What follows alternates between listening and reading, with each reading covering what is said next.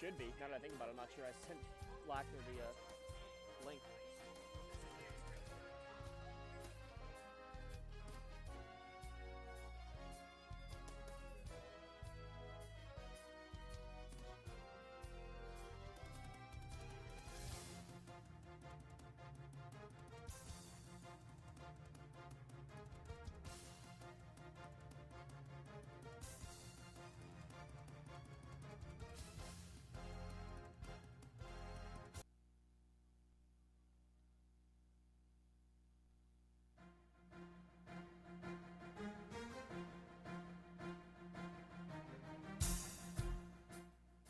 This is the Lawrence County SportsNet, powered by LCAP.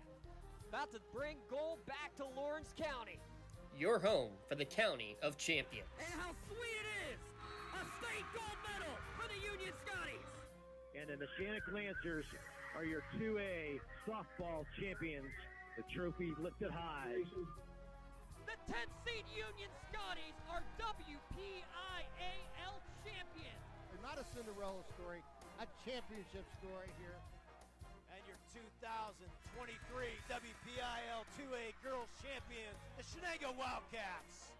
The pitch from Bruce, here it comes. Look at this! Union wins it! Union Scotties have rallied to win the WPIAL Championship. The top local athletes and the top sports moments all featured here, live or archived at lcsportsnet.com. Working down inside, and alley-oop, the young gun. She'll strike it. And score! Featuring over 100 broadcasts of county events in over a dozen sports. Your voice for Lawrence County sports. The gold ball headed home to Newcastle. This is the Lawrence County SportsNet. In the shadows of Mount Nittany, Beard Field here at Nittany Lions Softball Park, your location for some breakfast ball, the Class 2A Softball-PIAA State Championship. Glad to have it here on the Lawrence County SportsNet, powered by LCAP, as the District 7 champion, the Neshannock Lancers, out of the WPIAL 25-0 record, take on District 4 South Williamsport, the champion Mounties, with a 24-2 record. Today's broadcast brought to you in part by Melee Chiropractic, by MVP Insurance, by Luxembourg Garbett, Kelly & George, by Castle Asphalt, by Newcastle Transit Authority, by Toshiba Business Solutions, by Works in Progress Paint Services, by Medora Bonner Law, Penn Ohio Bottled Water, by Gem Builders Incorporated. Today's broadcast also brought to you by Dorn Concrete, the Red Zone, the City Rescue Mission, the Tri-County Principals Association, Something for Your Wall Photography, and our powering sponsor, the Lawrence County Community Action Partnership. For the 158th time on the season, glad to have you here at lcsportsnet.com with Lee Moan alongside. I am James Dotson, and a picturesque, perfect way to end the year. It's cloudy in Happy Valley, though we've had the sun out. We've already had a rainstorm, Lee Moan.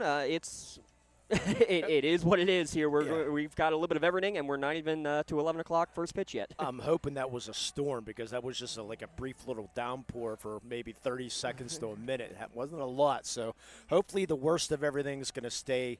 They're calling for it later on between 2 and 5 o'clock is when they're calling for it. So looks like we're in pretty good shape for this matchup between Neshannock. It's been here.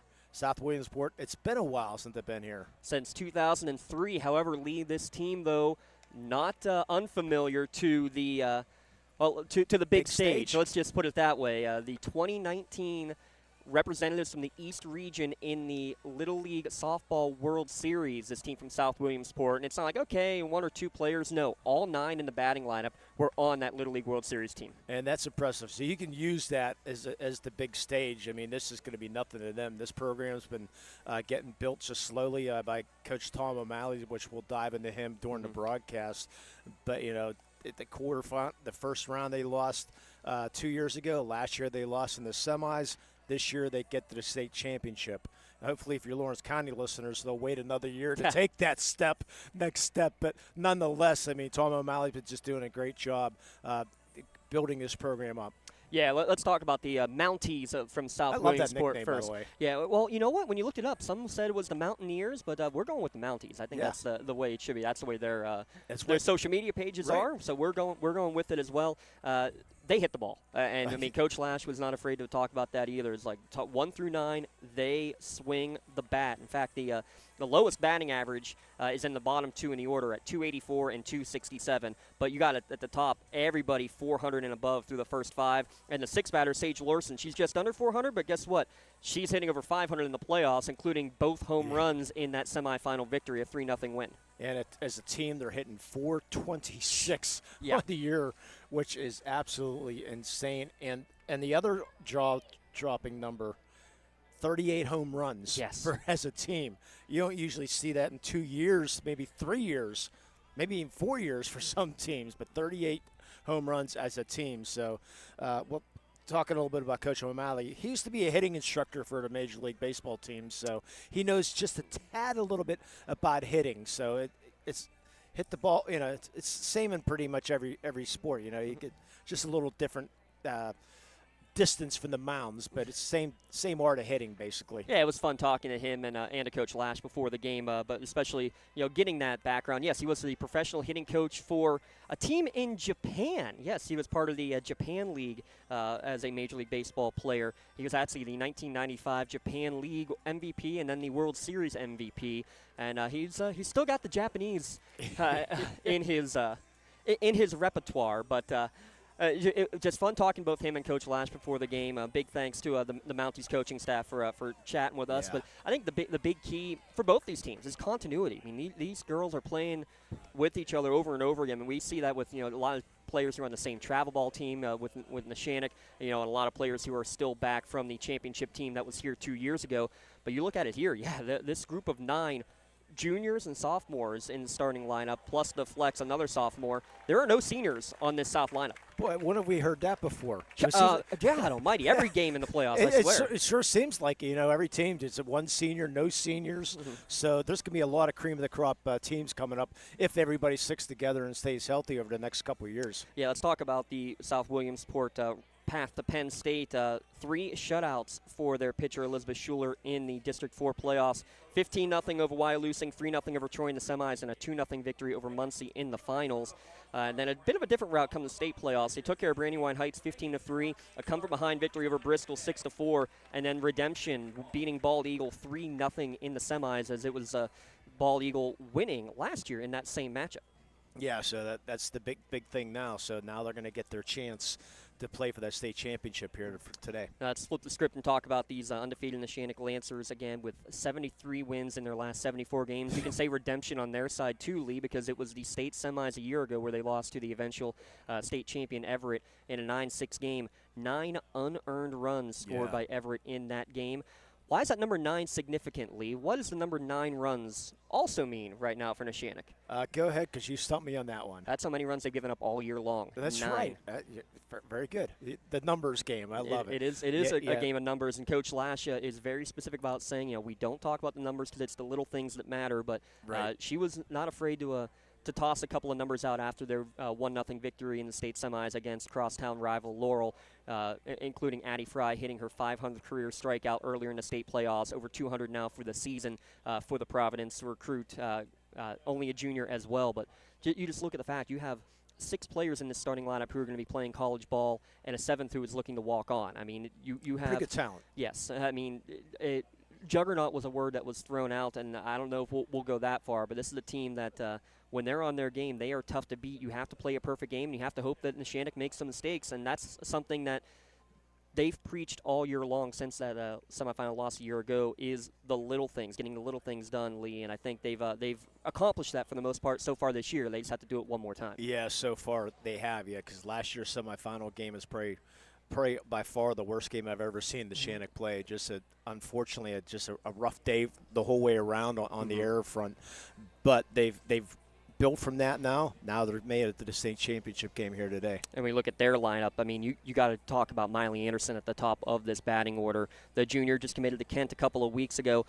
She has scored 12 runs in the playoffs, Lee, and I think the craziest number about that, when you look at the rest of the team, 12 runs for Miley, 34 is the most that anybody else has scored on the squad. 12 of the 31 runs scored by your leadoff batter. That's getting the job done. And that shows you if you get that leadoff runner on, you know, then you get Jaden Oge, which great speed for her, but she's also an excellent bunter.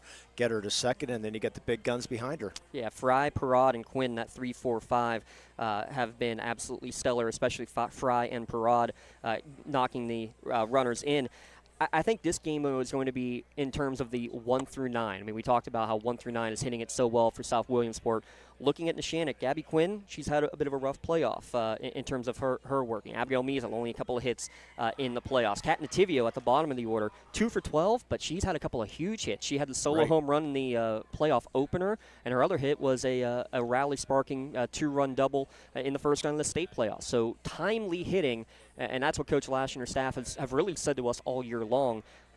The pitching is going to be what it is. Between Fry and Measle, when she's in there, you know, lights out on the hill, great defense behind them. Can they string hits together when they need to is going to be the key.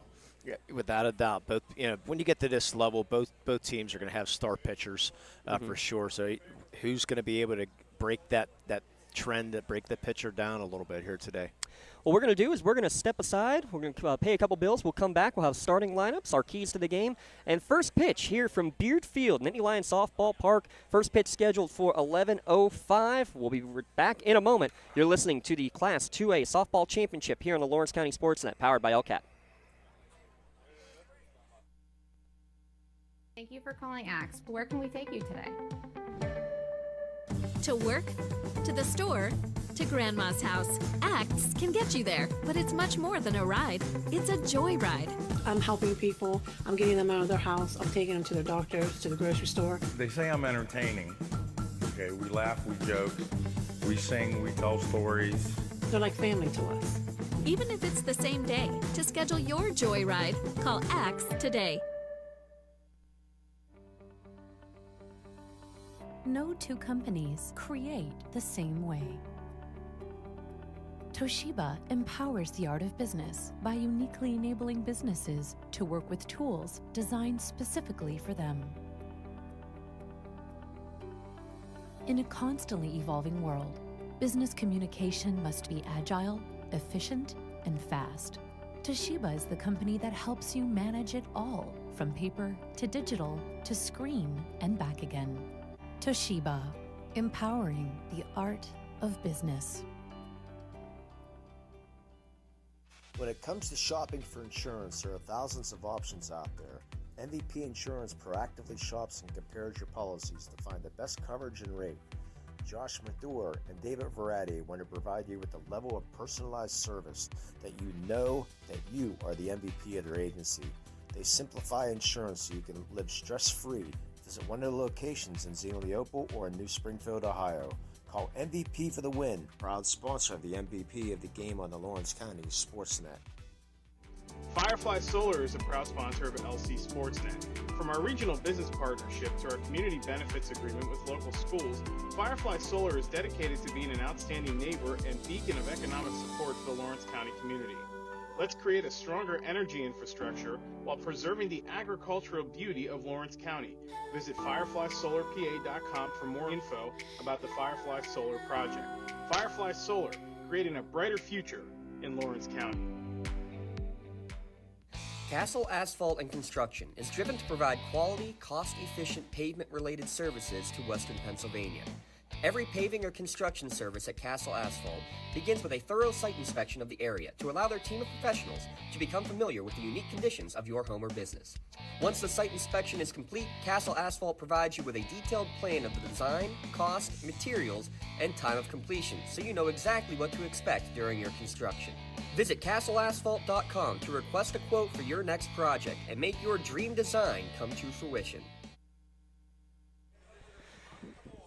South Williamsport and Neshannock just about 5 minutes away from game time. Lee Moan alongside. I'm James Dotson. As we get ready for today's game, let's give a shout out to our powering sponsor, the Lawrence County Community Action Partnership, responsible for our game today. And let's turn it over to the PA announcer as we have our starting lineups being announced on the field.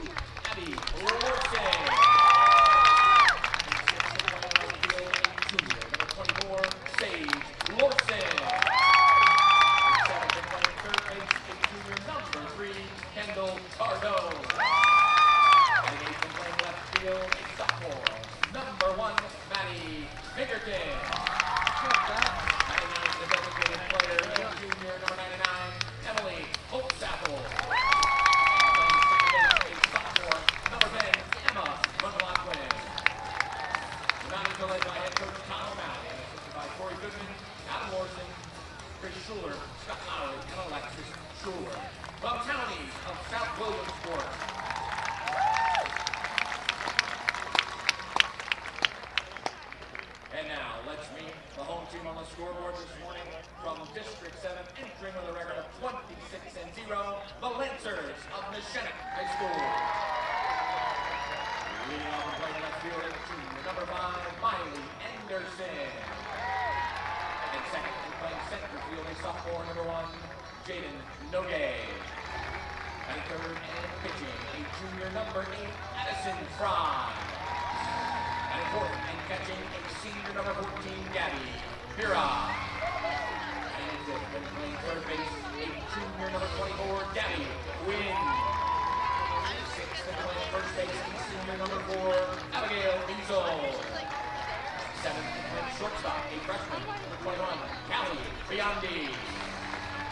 And eighth, and playing second base, a senior number 2, Allie Giordano.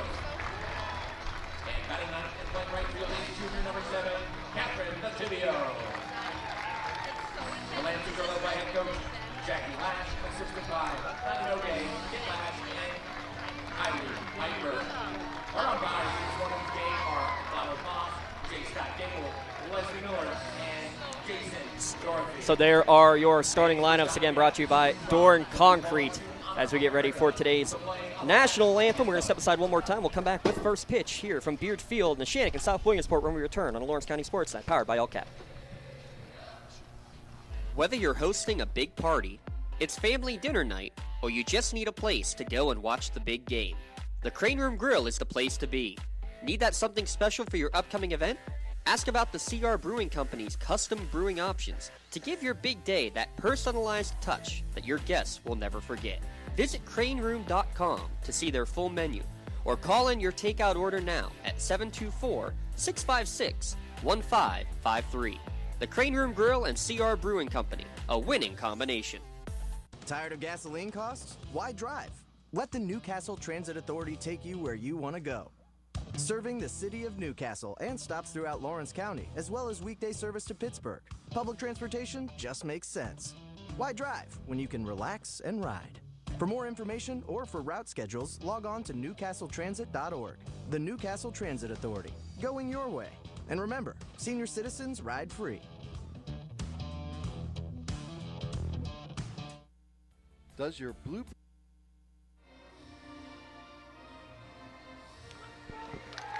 Your national anthem courtesy of the Blue Band recording here from Beard Field on the campus of Penn State. Happy Valley it is. Happy to have you alongside with Lee Moan. I'm James Dotson as we get ready for today's game. Again, your starting lineups there: Goodman, Hill, Schuler, Reedy, Lorson, Cardone, Pinkerton, and Holtzapple, with McLaughlin in the flex for South Williamsport. Your Medora Bonner Law.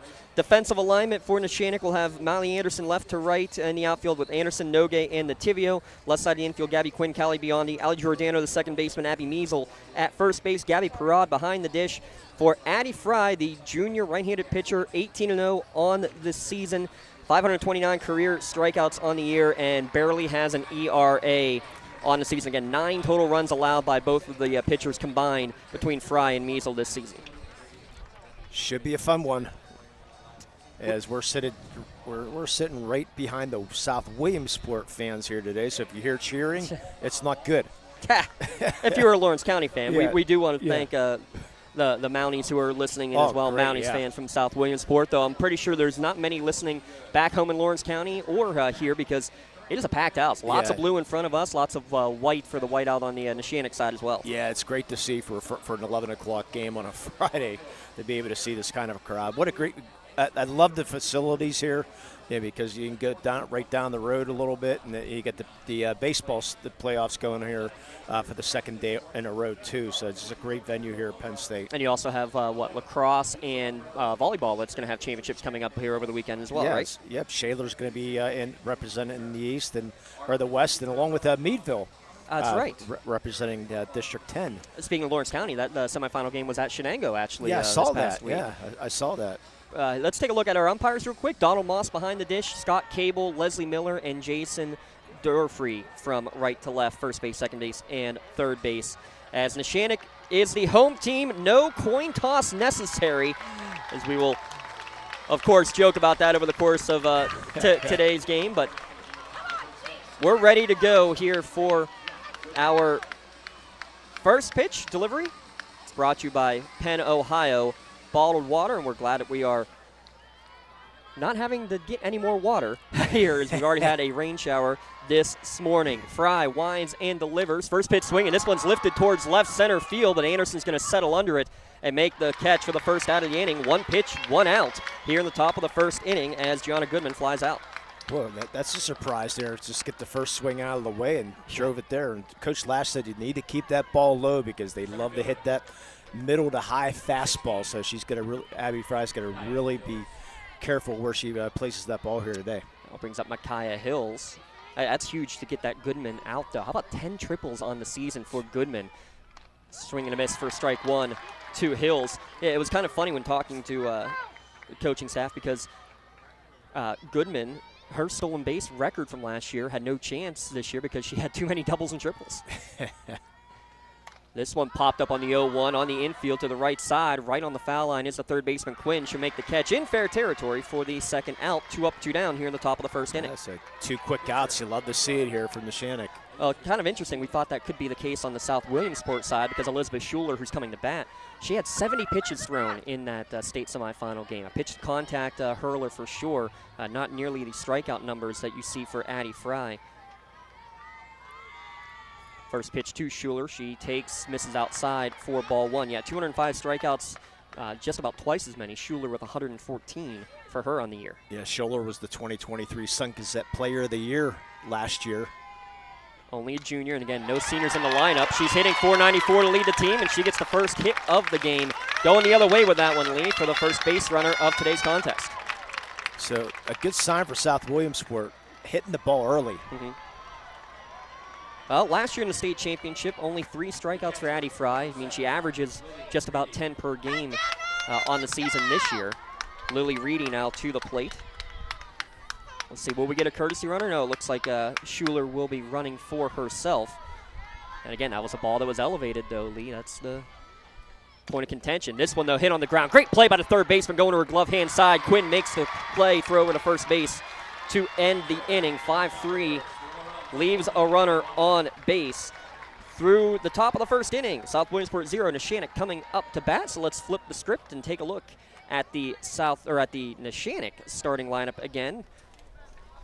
Anderson, Nogue, Fry, Parad, Quinn, Measle, Biondi, Giordano, and Nativio. The batting order for the Neshannock Lancers, 25-0 on the season. Limon, send us through our Medora Bonner Law defensive alignment, please. Yeah, Elizabeth, which is an interesting spelling. It's not an E, it's an A. So Elizabeth Schuler on the mound, Lily Reedy behind the plate, Abigail Lorson at first, Emma McLaughlin at second, Joanna Goodman at short, Kendall Cardone at third from left to right, Maddie Pinkerton, Micaiah Hills, and the cousin of Abigail Lorson, Sage Lorson. But the pitcher, Elizabeth Schuler, a 19-2 record on the year, a 1.04 earned run average. And again, perfect through the district playoffs in terms of allowing any runs scored. 3 shutouts, 4 total now in the playoffs after the 3-0 victory in that semifinal game. 33 strikeouts in the playoffs for the junior. And again, no seniors on this South Williamsport lineup. Which is incredible. But they're taking it all in here for sure. They said that not 9 players in the part of the Little League World Series. And the assistant coach for South Williamsport, Coach Corey Goodman, was the coach of that 2019 team. Yeah, he's their hype guy now, according to the players. You said hype? The hype guy, okay, yeah. I like it. When the team needs to get going and get hype between her and between Gianna Goodman, I mean, no surprise there that those two would both be the hype people on the team. The player and the coach to go to for sure with the same last name. But here's been the hype guy for Neshannock. It's the leadoff batter, Miley Anderson. Again, 12 of the 31 runs scored in the postseason have been via Miley, and she's been on base 3 times in each of the state playoff games. Yeah, like as in fun, the transfer from North Carolina, right? Oh, you know, you didn't hear it. I got to walk around during the Neshannock Laurel game and had somebody say, "Oh, we heard that one about North Carolina." I said, "You can blame me. You can blame me on that one, not Lee." NC. I just saw NC made North Carolina. Yeah, transferred at the beginning of last softball season. She takes strike 1 on the inside corner here to start the game for Schuler, but so playoff ineligible last year. So she and Jaden Nogue are the 2 underclassmen at the top of the lineup. They're the ones that are the newbies here. And and Cardone about 15 feet in front of the bag. Understandably so. Both these teams getting their scouting reports as it misses inside. Evens the count at 1-1 to Anderson. A .479 hitter on the season, but again, hitting just shy of 600 now in the playoffs. Here's the 1-1 from Schuler. Off-speed pitch misses downstairs. 2-1 the count. We're off to the third base side, about at the back end of the infield. We're behind the Mountie faithful in front of us, so we'll do what we can. How about the infield way in, the whole way around? Foul tipped into the glove, 2-2 to count. You're right. Do not see that often. Oh, you're right. All four infielders are in front of the bag. We'll see if they move back with 2 strikes. Yeah, the middle infield does a little bit. Third base still, though, about 5 to 10 feet in front on this 2-2 pitch, and it's foul tipped. Ooh. Just getting a piece of it on the drop ball. You can see from here, good drop there from Schuler. She was the pitcher on that Little League World Series softball team. What memories of that, huh? Compared to the 100,000 plus that they would have watching each one of those games on ESPN, not much going on here as this one misses outside. A big hold for the batter, and the count runs full. As you can tell from the Mounties faithful, they thought it caught the outside corner. Well, of course they can tell because they're on the third base side. Well, right. That's how that works. Yeah. Payoff pitch here to the leadoff batter in the bottom of the first inning. Swung on and missed. First strikeout of the game for either team. Retires Anderson, and just like Neshannock getting the top of the lineup and Goodman out, that's a huge out for South Williamsport to retire Anderson. Yeah, and I say that tongue-in-cheek because first base side say the same thing. And again, the infield in completely for Jaden Nogay also. And shallow in left field, which could be dangerous. Oh, these teams have done their homework. The off-speed pitch is dribbled back foul. And we've seen Nogay go opposite field with power.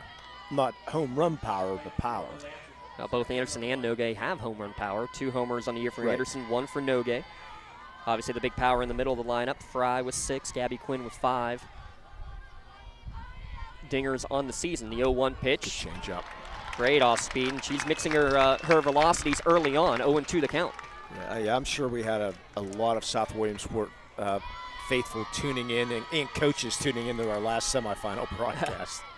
Well, over 3,500 people watching that one as this rise ball misses upstairs. Makes the count 1 ball, 2 strike. Yeah, you get the right idea, stand. Yeah, I think that's going to have to happen. Yeah, I got a view between 2 guys' hats, so I can go from there. The 1-2 to Nogay. Off speed, wakes back, and is able to drive it over the first baseman's head into right field for a 1-out single. Good piece of hitting there from Nogay for the Lancers' first hit. Off speed, that was a triple off speed right there. That was like a slow ball there. Wow. But good, like you said, Nogay able to stay back, wait, and able to pull it into right field. So that'll bring up Addie Fry. Both pitchers hitting third for their respective teams here today. Yeah, look for Nogay to take off. She has done so with 19 swiped bags on the year, not going on the first pitch. It's called strike 1 on the outside corner. Yeah, that changes the pitches a little bit now that Nogay's on. So now if you throw that off-speed pitch, Nogay's going to have a lot better chance of getting down to second. So the pitch selection a little bit better probably for Addie Fry right now. The 0-1 misses away. Thinking about the throw behind was Reedy behind the plate. That almost looked like a pitch out. Yeah, it kind of was like a pseudo pitch out. I think you're right. Every once in a while.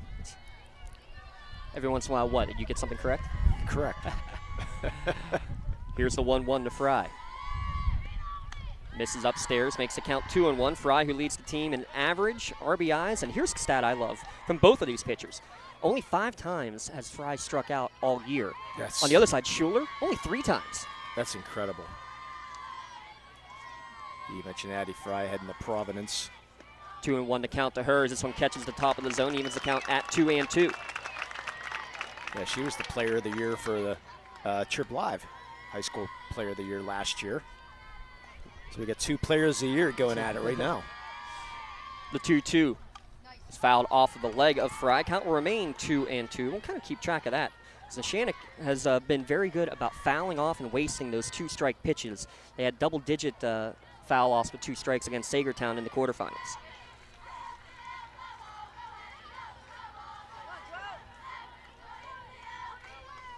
Neshannock dugout getting some noise. This one's actually chopped foul into the third base dugout, the South Williamsport dugout. So good hands there by Coach Goodman, by the way. Do you expect anything less? No. Well, again, it's so impressive that they've kept this coaching staff together, basically. I mean, the only person that's really new is the head coach compared to who was there for that Little League World Series team. Another one way out in front and pulled foul down the third base line. You can tell, too, compared to the speed, you saw this last year in the state championship. After facing Autumn Boyd in the semifinals, a lot out in front. And that's what we've seen here so far, a lot of having to wait back on these pitches. Yeah, still waiting for Nogay to take a chance here. Of course, we don't know the strength of Reedy's arm either, so.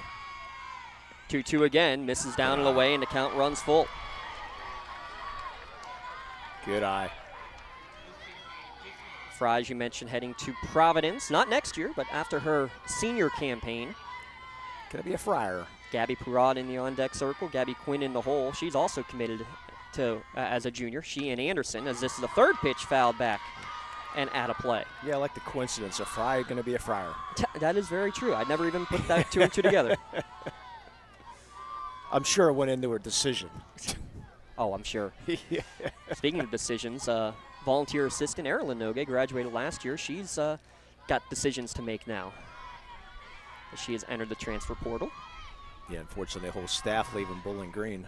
Payoff pitch for the fourth time, foul away. I mean, this is great not only for Fry, but for the entire Lancer team, just seeing more pitches, and especially, we mentioned it, Schuler only threw 70 in the entire semifinal game, Yeah, love and it. she's approaching 20 already, and we've only faced 3 batters. Yeah, I'm not a big pitch fan guy for softball because it is underhand in a way. Oh, wow. Payoff pitch, another changeup, waiting back on it. It's going to go through the legs of the left fielder, and that's going to allow Nogay to come all the way around. Fry will hold at second base. First run on the board. It's not going to be an RBI, but it will be a single and an error, allowing Nogay to come all the way around the first base as Pinkerton. She made a couple incredible catches in the semifinals. That one, though, kind of skipped on the wet grass, Lee, and got to the fence. Yeah, Fry again did a great job, and we're going to get a courtesy runner here, James, as I talk. But, yeah, Fry did a great job, just like Nogay, waiting at that super slow changeup, was able to pull it in the left field. Unfortunately, he said that ball hit the glove, and Pinkerton, standing in left field with the hands on her knees right now. Just can't believe that ball went underneath her, between her legs.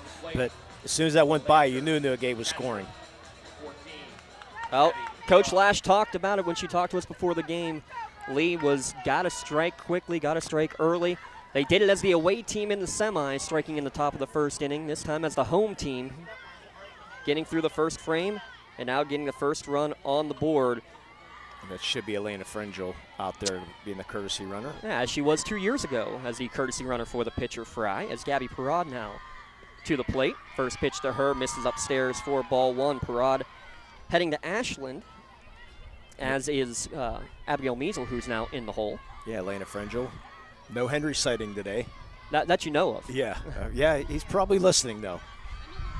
The 1-0 to Perrott as the wind picks up here, catches the outside corner, evens the count at 1-1. Perrott leading the team 6 ribbies during the postseason. Actually, probably umpiring somewhere because I got a text. I got a text saying he's trying to cover 84 games this weekend. This weekend alone? Yeah, for umpiring. Yeah. The 1-1 to Perrott is going to be lifted towards left field right at Pinkerton. Maybe takes a step to her glove hand side and makes the catch for the second out of the inning. Got to love that as a fielder when something goes wrong, you get right back there and they hit it right to you again. Yeah, she's you can see she's still upset about that play going through her legs. Well, he said just that little dampness on the grass going to cause some problems possibly. So now Gabby Quinn to the plate, and if there's a definition of somebody who is due, it would probably be Gabby Quinn or Abigail Measle. Hit the ball so well throughout the regular season. They've had some difficulty in the postseason, though, as this one misses inside for ball 1 to Quinn. I'm sure she'll trade it in for a championship, though. Well, guess what? She had the monster hit, the 2-run home run here 2 years ago as a freshman in that 4-1 win, and she drives one right back through the box for a base hit. Rounding third is Frangel. Throw coming to the plate, and it will not be in time as Frangel scores on the Quinn RBI single. 2-0 Lancers. Right back up through the gut. Hard hit ball there. Nativia coming up with that clutch hit, as you said. And you heard Coach Lash talk. We got to string hits together, and they're doing it now. A crooked number on the board in the bottom of the first inning. The RBI, Toshiba RBI, number 30 on the year for Gabby Quinn. makes it 2-0 Lancers. Now Abigail Measle to the plate. Still 2 down here in the bottom of the first inning. Measle checks her swing, called strike 1. Measle, she has a very particular routine.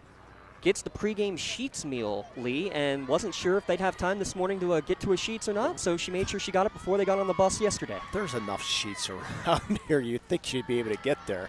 This one's in the dirt. Good block by Lily Reedy behind the dish. Yeah, there are plenty, but you never know. You know, timelines are a little bit skewed. Tell you what, it didn't feel like a shower, but, man, you can see even just as the players are running in the outfield, all the water that's skipping up on every hit. The 1-1.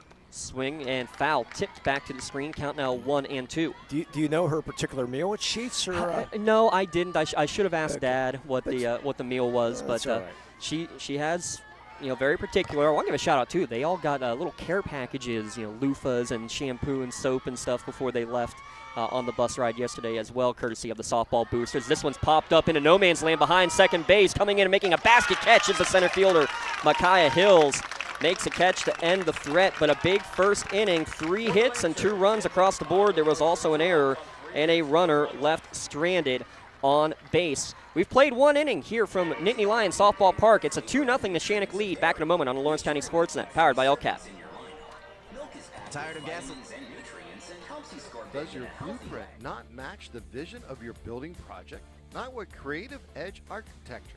From concept to creation, Jeff Measle will help tackle the complex problems, creating design solutions and construction experience.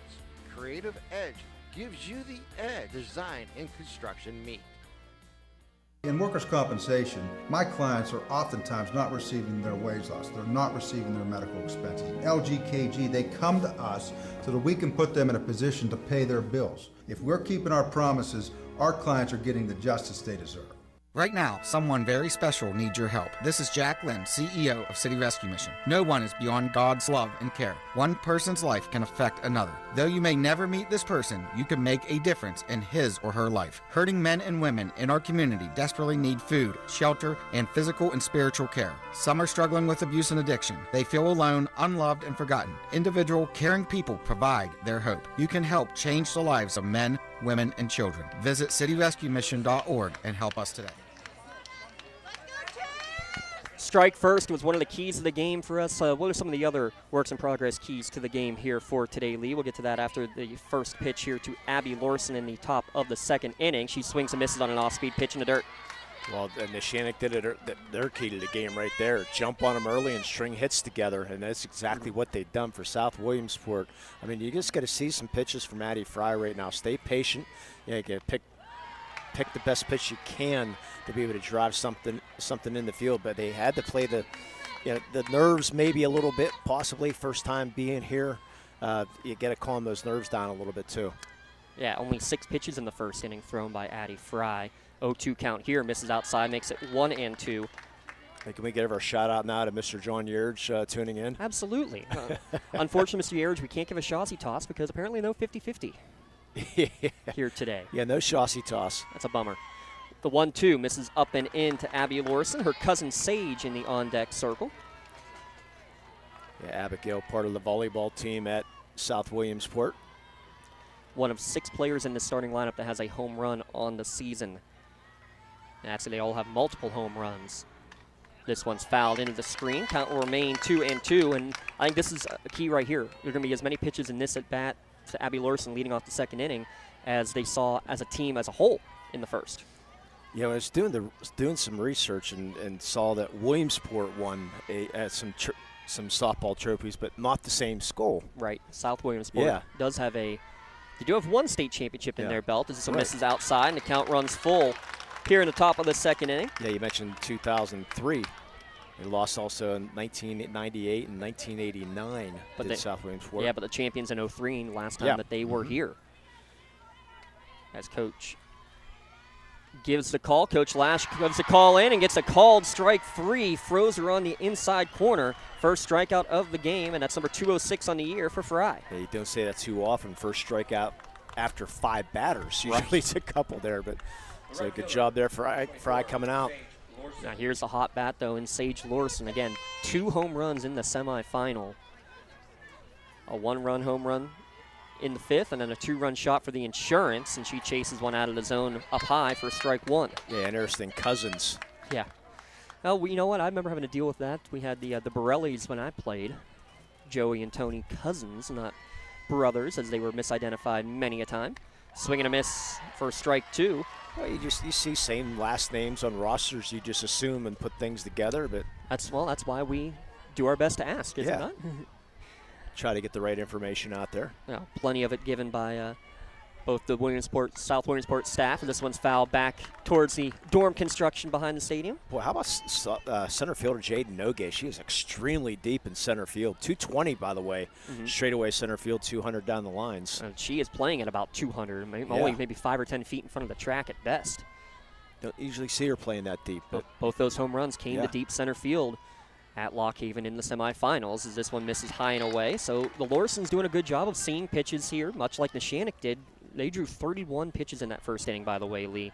I wonder if Coach O'Malley said something with this at bat coming in. Can't exactly be surprised. Maybe a little bit antsy, a little bit of nerves. First time being here in a state championship game. Swing and a miss, back-to-back strikeouts here, retiring the Lawsons. But again, this is a team that is used to pressure. I mean, you go 2-2 at the Little League World Series. Yes, that's 5 years ago, but just about anything else should feel like not much at all. Speaking of that, with Kendall Gardone stepping in, she won the 2020 T-Mobile Little League Home Run Derby. No kidding. Yeah. Well, she's got 5 on the year here. Also part of that group, Lucas Naughton was from the same school. Is the only team, the county team, to have 2 finalists in that group. Well, there's a golden nugget. Lee always finds one that eludes me. That's a fun one there. It's a count now 1-1 to Cardone. Hopefully we'll get into a couple more. .417 average on the year for Cardone.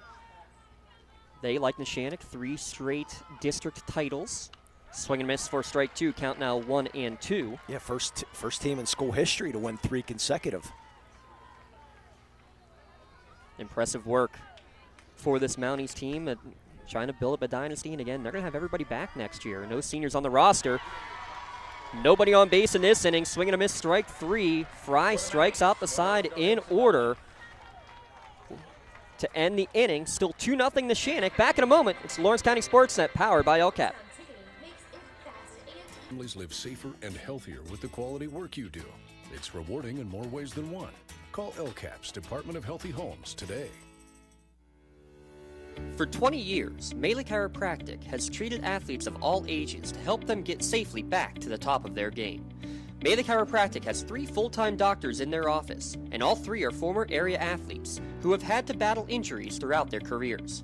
They want to help you get safely back on your feet. But more importantly, help stop the injuries before they happen. Prehab before you rehab. Attention all high school student athletes. During your sports season, a $30 visit to the Melee Chiropractic office includes an adjustment and/or all therapy is necessary. From the athletes of tomorrow to the weekend warriors and everything in between. Let Melee Chiropractic keep you in the game. Neshannock leading 2-0, and 7, 8, 9 hitters are due up. Biondi, Giordano, and Nativio here for Neshannock. First pitch swinging, high chopper, but it's going to go just foul. Actually chopped over the third baseman, Kendall Cardone's head. Cardone, who is the number 2 pitcher for the Mountie squad. She's got a 5-0 record on the season. Well, Lee, we just talked about it through the break. The way Neshannock struck in the first inning and the way Fry seems to be settling in the early going. That one misses upstairs. Yeah, we're good. Yeah, the Mounties are going to have to try to get a 0. It could become dangerous, but guess what? 2 years ago, same thing happened. Neshannock scored 2 in the first inning. 1 on an error, 1 on an RBI, but they only had the Gabby Quinn home run the rest of the game, as this one's 2-hop to third base, taken there by Cardone. On to first for the first out of the inning. You notice shoulder going to that off speed quite a bit here. Well, I think you kind of have seen it. Neshannock, if anything, is a little bit out in front of everything. Not to be surprised after the fast pitching that they faced. I mean, throw in, obviously, with Autumn Boyd, but throw in what's her name? I'm sorry, from Bentworth. Barniak? No, that's Carmichael's. Carmichael's. Oh, jeez. Hold on. Another freshman. Lee's got it on here. I got it on here. Gonklick. Sydney Yeah. Gonklick, yes. This one misses down and in, evens the count at 1-1. Let's name every pitcher in the WPL before. Yeah, we you'll to get one Gonklick. eventually, right? Yeah. 1-1 to count now to Giordano. One down here in the bottom of the second inning. Called strike 2. Makes the count 1 ball, 2 strike. Yeah, there's the other team. Bentworth, no seniors on that team either. Yeah. Giordano heading to Slippery Rock to continue her softball career next year. She fists this one towards first base. Somehow able to just fight it off. Looked like it might hit her in the face if she didn't hit it. It's taken by the first baseman, Abby Lorson, for the second out of the inning, 3 unassisted. Yeah, that was just a weird swing there, as you said. It just up high and somehow fisted it towards the first base side. I think the only one that was more weird was the Autumn Boyd hit in the 6th inning. That was about 5 feet foul and had so much English on it, it came back fair back in that semifinal game. Yeah, I warned a couple players when I was umpiring last night because they were like, how come you're not saying? It's like, here's why I'm not saying foul, okay? Just keep running until you hear me. This one, first pitch swinging towards third by Nativio. Throw across to end the inning. 1, 2, 3 go the Lancers after the Mounties go down 1, 2, 3 in the top half. We've played 2 innings here from Nittany Lions Softball Park. The 2A Championship, Neshannock leading 2-0. Back in a moment at lcsportsnet.com, powered by LCAP. I think the key to any attorney-client relationship is trust. My father told me a long time ago, the definition of personal integrity, it's really simple. Do what you say you're going to do. At LGKG, we've been doing that for over 80 years. At Medora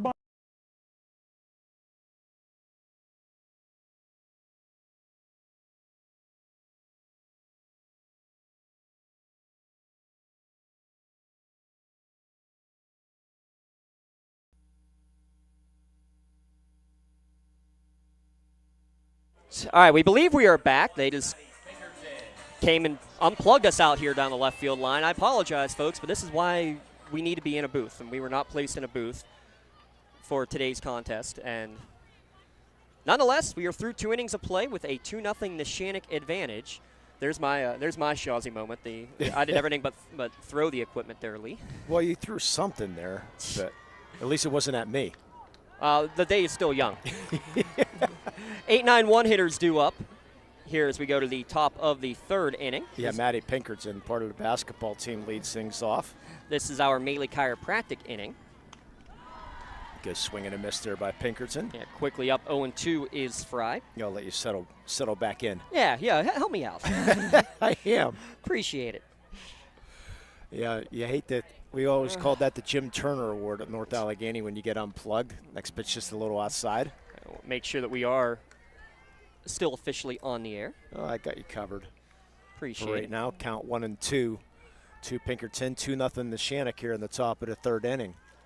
And here comes the 1-2. That's a little low and inside. Count goes 2-2. This is our Melee chiropractic inning, but not a whole lot that we can update you on the rest of Lawrence County in terms of softball. But we can update the 3 champions from last year. From yesterday. 1-2 pitch foul, or 2-2 pitch, foul back and out of play. How about congratulations to Harbor Creek? How about that? 1-0 victory. So here's what's interesting, Lee, and I didn't want to say it too early, but I think it's worth saying. Harbor Creek, who did they defeat in the first round of the playoffs? Cannot remember. Mohawk. I was going to say D7. Who did, as the 2-2 pitch comes and misses outside, count runs full, the 1A champion, DuBois Central Catholic. Who did they defeat in the first round of the state playoffs? I'm guessing Char Houston, but I can't remember. That was in the semis, Okay. or they defeated Carmichael's, in the championship. But no, they defeated Union in the first round. Okay. As this one's fouled back to the screen, count remains 2-2. Everything runs together. If Neshannock wins, that means the 3rd team, Laurel, would have also lost to a state champion, and the 4th Lawrence County team, Neshannock, would have won a state championship. How incredible would that be? It doesn't exactly make things better for those teams that didn't win a state title, but, hey, we lost to the best. As this one misses downstairs, a leadoff walk drawn after being up 0-2 was Fry. Pinkerton, that's impressive because that's only happened 13 times now all year that Fry has given up a walk. Yeah, and it's been happening a little bit more often here in the playoffs. That's right. Actually, she had 6 all regular season and now 7 in her 8 postseason games. That brings up the 9-hitter, the designated player, Emily Holtzapfel. Holtzapfel has no hits in the playoffs. She is 0 for 13. She squares the bunt, lays down the sacrifice. Will be taken by Fry. On to Giordano covering at first. Sacrifice 1-4 for the putout, but does the job. Turns to the top of the order for Gianna Goodman, and Pinkerton moves to second base. How about Holtzapfel, the number 9 hitter? Any coincidence she wears number 99? I wanted to ask about that. Yeah, her mother, JJ, by the way, played in the 1990 Big League Softball World Series. Wow. Back in 1990, and they won it back in 1990. She was the shortstop on that team, was JJ. Leadoff batter. Swing and a miss for Gianna Goodman here with 1 down. She's got one of the top nicknames you'll hear, Triple Crown. We alluded to it, though. 10 triples on the year. She is a triple machine. Yeah, she was first team All-State. Also plays volleyball. That one misses outside. Count even at 1-1. 2 doubles, 2 triples so far for her in the postseason as well here for Goodman. Trying to find a bit of a gap as this one's fouled back out in play. 1-2. Gap shot means her legs are going to be working. Her dad, Corey Goodman, as you mentioned, the hype guy, first base coach, Coach Tom O'Malley, excuse me, not Tim O'Malley. Tom O'Malley. I knew I'd do that once. That was coming, yeah. In his 5th year, 4th season as a Mounties head coach. This one's fouled back off the mask of the home plate umpire, Donald Moss. Count will remain 1-2. Yeah, had a couple stints at Loyal Stock. Went back to Japan to become the hitting coach for the Hanshin Tigers, I think it is. Then unfortunately had to come back and take care of his dad and got the coaching job. Wanted the Penn State job in 2013, the baseball job, but did not get that. 1-2 misses down and in. Count even at 2-2. Speaking of Penn State baseball, what a year they've had with their new coaching staff this year. Just a step away from potentially making it to the regionals. Don't get to say Penn State baseball very often in terms of success, as this one misses inside and the count runs full. So great job yet again of these Mounties batters after a 6-pitch first inning, seeing plenty of tosses here from Addie Fry. Let's see if Addie can crank bunker in here. Payoff pitch. Ground ball up the middle, diving effort, but unable to get to it. It's going to go up the middle, and that's going to bring the first Mounties run in, and only the 10th run allowed by Neshannock on the entire season. Mounties strike, make it a 2-1 ball game. Yeah, not a hard hit ball, but just hit hard enough to get past a diving second baseman and Giordano. She tried to save that run, but could not. Easily scoring the first run with Pinkerton. So the Mounties manufacture one after the leadoff walk. Leadoff walks come back to hurt so many times.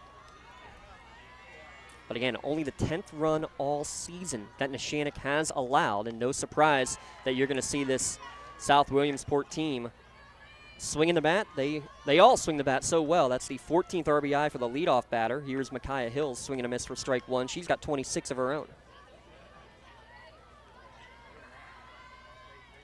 Runner goes, swing and a miss for strike 2. Throw down is going to be in towards center field, and it goes off the glove of Biondi into center field. Will allow the runner Goodman, using all that speed, to get to third.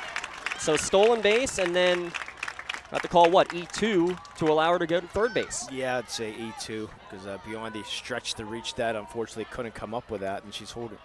I thought maybe she's holding her wrist there, but no. So. And Giordano was doing the job to back up, but ran into the second base umpire in the process. I kind of helped allow Goodman, who basically never slowed down, to get to third. Swing and a miss for strike 3, so it's a 3-pitch strikeout, but now a runner at third base with 2 down. And as we like to say as umpires, we're just dirt on the field. So no obstruction in that particular instance. Now, it's a batted ball off of the umpire that could be called a dead ball if it impedes on what would have happened behind them. Is that correct? Could be. That's if the umpire is in position in front of the fielder. Yeah. Mr. Yarich, please correct me if we're wrong. Yeah, in softball, we're not ever as in baseball, some of the Little League baseball, you'll see them in front, but. Yeah, softball should never have an umpire in front of an infielder. 0-1 to count to Elizabeth Schuler. Leads the team 42 ribbies. Once the pitch is batted, that's another story. Then we will come inside. Right, but then it's not a batted ball anymore, Right, and you're correct. a throw. Yeah, you're just part of the team. Part of the field, I should say. So tying run standing at third base, 1-1 count. Your top hitter at the plate. Team high 8 RBI already here in the postseason for Schuler. Make it 9 as it's roped to the right center gap. We got a tie ball game all the way to the fence. Nativia will bring the throw in, but it will not be in time. Second hit of the game for Elizabeth Schuler. Mounties aren't going anywhere here, Limo. We're tied at 2.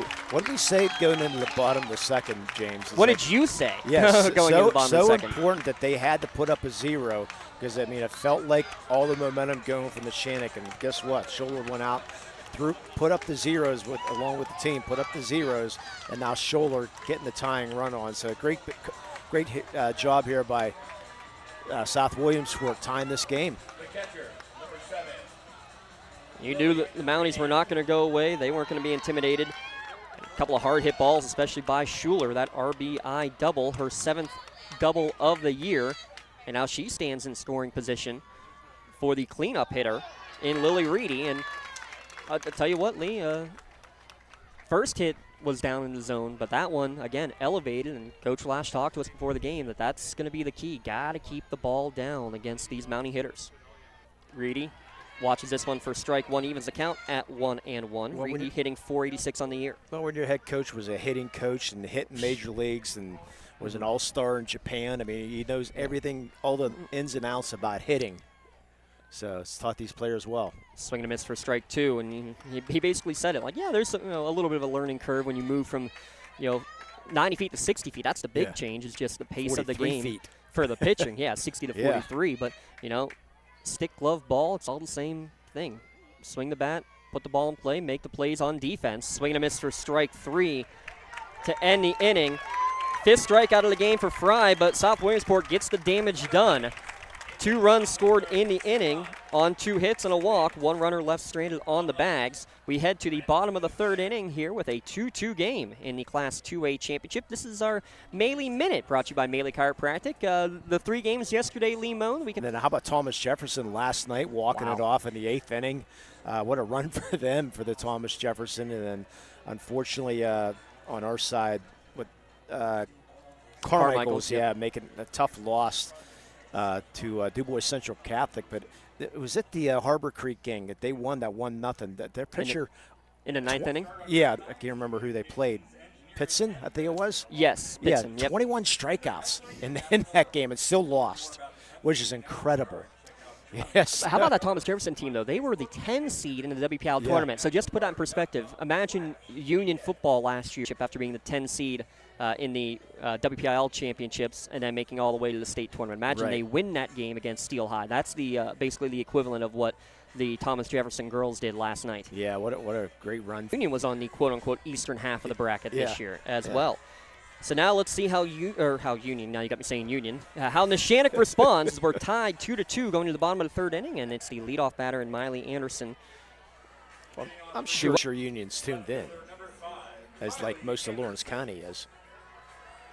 Jaden Nogue in the on-deck circle. I'm sure cousin Addison Nogue from Union will be listening in if she's not here in attendance. First pitch misses outside for ball 1 to Anderson. Yeah, it's nice to see Erlyn Nogue, the adopted coach. In the transfer portal she goes.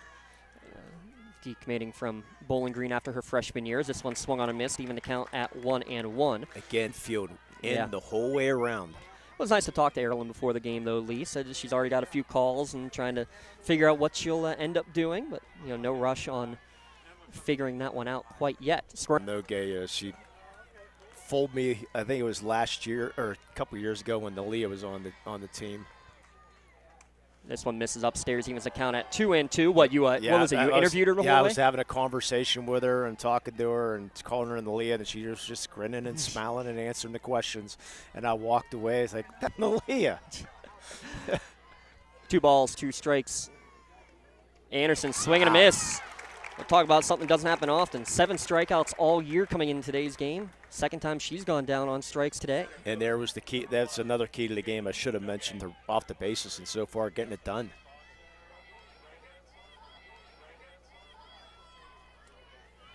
Score remains 2-2. 1 down. Jaden Nogue, first pitch swinging. Blooper fouled on the first baseline. On that change up. Yep. Again, another off-speed pitch. You're right. Yeah, it is. A muggy day. Mitch misses outside. Evens the count at 1-1. 466 hitter on the year is Jaden Nogue. Yeah, but boy, we do have a nice crowd on hand. Not surprised. This could be the biggest crowd you see all day, to be honest. Yeah, it's... Say softball championships today as this one's turned on, and it's going to be in between first and second base as Jaden will reach base. It went off the glove of the second baseman, Emma McLaughlin. We'll have to wait on the official ruling on that one, Lee. Kind of a tweener. Hard hit ball, but one that I think McLaughlin probably should have had. Now I'm guessing error, but you never know. They're going to give a hit. Okay, well, we'll give the hit. She did have to reach to her left, and it was a fairly hard hit ball. So Jaden's 2 for 2 on the day. Now Addie Fry to the plate. She singled to bring in the first run. Wasn't an RBI as there was an error in the outfield. This ball in the dirt is going to get away. Bounces towards the third base dugout. That'll allow Nogue to advance to second base on the wild pitch. First wild pitch of the day. So kind of a pseudo-sacrifice. See if Addie can get a hold of one now. Oh, she does. Deep to left field. If it's fair, it's gone, and there's no doubt about it. Over the Beard Field scoreboard in left field, Neshannock back up 4-2.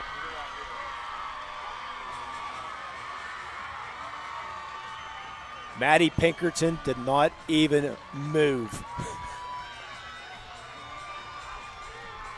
Gigantic moonshot there for Addie Fry to put the Lancers back in the lead. Her 7th home run of the season, her 21st of her career. Gabby Perrott will now step to the plate as we have another conversation at the mound from South Williamsport. Even Mark Hamill likes that one. Yeah, the LGKG trip to the mound by the whole infield to calm things down right now.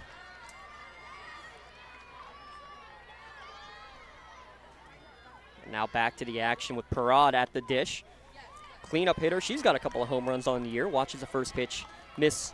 Or I'd say did catch the inside corner, for strike one. Yeah, she'll be off to Ashland to play softball. Upstairs, well out of the zone, evens the count at 1-1. I hope to be heading to Ashland in a month or so, visit some cousins.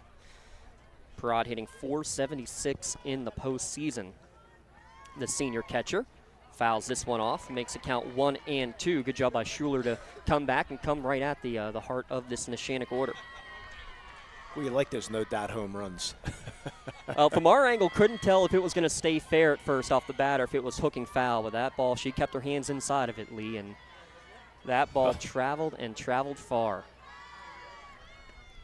Down in the dirt, good hold by Perrott, good block behind the dish by Reedy. Yeah, that was out of every softball field in Pennsylvania.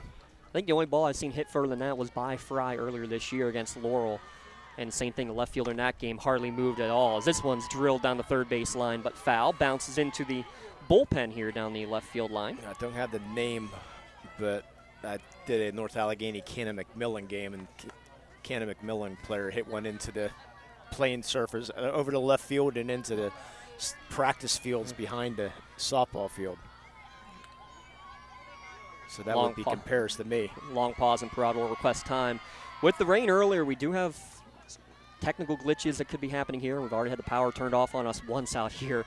So we know our audio is cut in and out a couple of times. Glad that everybody heard that boom shot. Is this one flying out to center field on the 2-2 pitch is Perrott for the second out of the inning. Yeah, unfortunately, having the broadcast outside here today, but at least we have a tent. We do. We are undercover. Which is good. But I'll tell you what, though, the water coming off the tent, very similarly to what you got to see happen to me at the game on Monday at Mohawk, getting hammered by that. Yeah. Well, it's already happened to us once here. Quinn, who homered last time in the state championship 2 years ago, she fouls this first pitch back to the screen for strike one. She already has an RBI on the day, though. Give another shout out real quick to Melee Chiropractic, everything they've done for us over the past 3 years with Lawrence County SportsNet. How many shirts we've handed out. Well, right now we have our nomination, that moonshot from Addie Fry. Again, her 7th home run of the year. Yeah, she has enough shirts to wear for a month. 1 ball, 1 strike now the count to Gabby Quinn with 2 down. Catches the outside corner with Kylie Frustorfer of Union, because she got a whole bunch during the playoff run last year, during her sophomore year. They basically made a big quilt out of all the shirts that she got. Good. 1-2 pitch, chop to third base, and a tough short hop is going to go through the legs of Cardone. It'll be an E5, but one that, I mean, you got to keep the glove down, no doubt about it, but that took, again, just a crazy skip on that second hop, Lee. Yeah, unfortunately, I was shielded by gray hair, so I did not get to see the hop. But they do roll it in air. Well, you couldn't see a hop because it basically wasn't a hop. It was a high first hop, and the second one just didn't happen. Measle first pitch swinging, pops this one up towards shallow right field. Ashley McLaughlin, the second baseman, will settle under it to make the catch to end the inning, but damage done on the Addie Fry 2-run blast to left field. 1 error in the inning as well, and a runner left on base. 4-2 as the Lancers strike back in the bottom of the 3rd inning. We'll be back in a moment. It's the Lawrence County SportsNet, powered by LCAP. At Medore Bonner Law, we're more than just attorneys. We're your community partners. With a combined experience that spans decades, attorneys Jason Medore, Michael Bonner, and Greg Rossitelli are your trusted advisors for all legal matters. From personal injury to estate planning, business law to family disputes, we are here to guide you through every step of the legal process. Our full-service, community-based approach ensures that you're not just a client, but a valued member of our family. Give us a call or visit us online at MedoreBonnerLaw.com for more information. You're looking for quality concrete service for over 30 years. Get residential or commercial concrete services for any size job. Our skilled professionals offer prompt and reliable services at an affordable price. We believe in the principles of honesty, integrity, and reliability. Get in touch with us for exceptional concrete services at prices that you can afford. Neshannock gives up a 2 spot in the top to get 2 right back, thanks to the 2-run home run from Addie Fry that landed pretty close to Beaver Stadium. Here at Penn State University, Lawson and Cardone. Our Newcastle Transit out of town scoreboard. Eden Christian leading 1-0 at the end of 4 innings in the 1A baseball championship. Say that again, 1-0? 1-0. Eden Christian. Over Christian. God, I'm glad I'm not doing that one. That's almost as bad as, what was the game we finally got? We've been begging for the Union, and then which is St. Joseph's. That's right. It wasn't at St. Joseph's High School, though. No, it wasn't. Count 0-2. Pitch just down low to Abigail Lawson. Yeah, Neshannock jumped out that 2-0 lead, and in the bottom of second, Addie Fry struck out these 3 players, but this one lifted to deep right field. And it's going to be right on the foul line on the warning track, but Kat Nativia able to settle under it, kind of shading a little bit that way to make the catch for the first out of the inning. Yeah, good scouting report there. Of course, when Addie Fry throws as hard as she does, you might get those fly balls to right. 24, St. Lawson. Well, Hot Sauce, as Abby Lawson has kept that nickname from the Little League days, flies out to deep right. Now Cousin comes up in Sage Lawson with 1 down, and she drives one towards center field, but not even moving is Jaden Nogue. No, it's Sage. 2 up, 2 down, and now the 7-batter, Kendall Cardone, coming to the plate. First pitch to her misses upstairs for ball 1. Cardone, one of the 7 juniors in the starting lineup, 3 sophomores. Rally caps are on in the dugout. Look at the big rally cap that the catcher, Lily Reedy, is wearing, Lee. It's right in your blind spot there. But that's oh, I love it. That's definitely a creative and clever one. Well, that's the Mountie look. That is the Mountie look. Yeah. Everybody else with the hats turned upside down. Swing and a miss for strike 2. 1 ball, 2 strike to count to Cardone.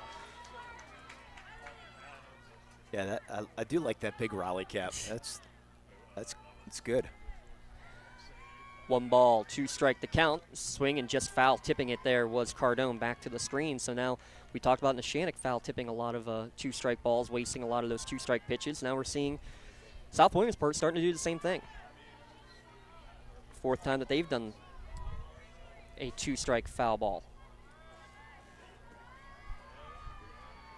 1-2 pitch popped up straight back and out of play. That's going to go close to the press box. Won't quite get there. I'm not going to call out the fan who just dropped the ball right in the breadbasket. That's an EF. The Savannah Bananas would not be pleased. Gotta get down to check out one of those games. If that ball was caught, it would have been an out in a Savannah Bananas game. That's right. The 1-2.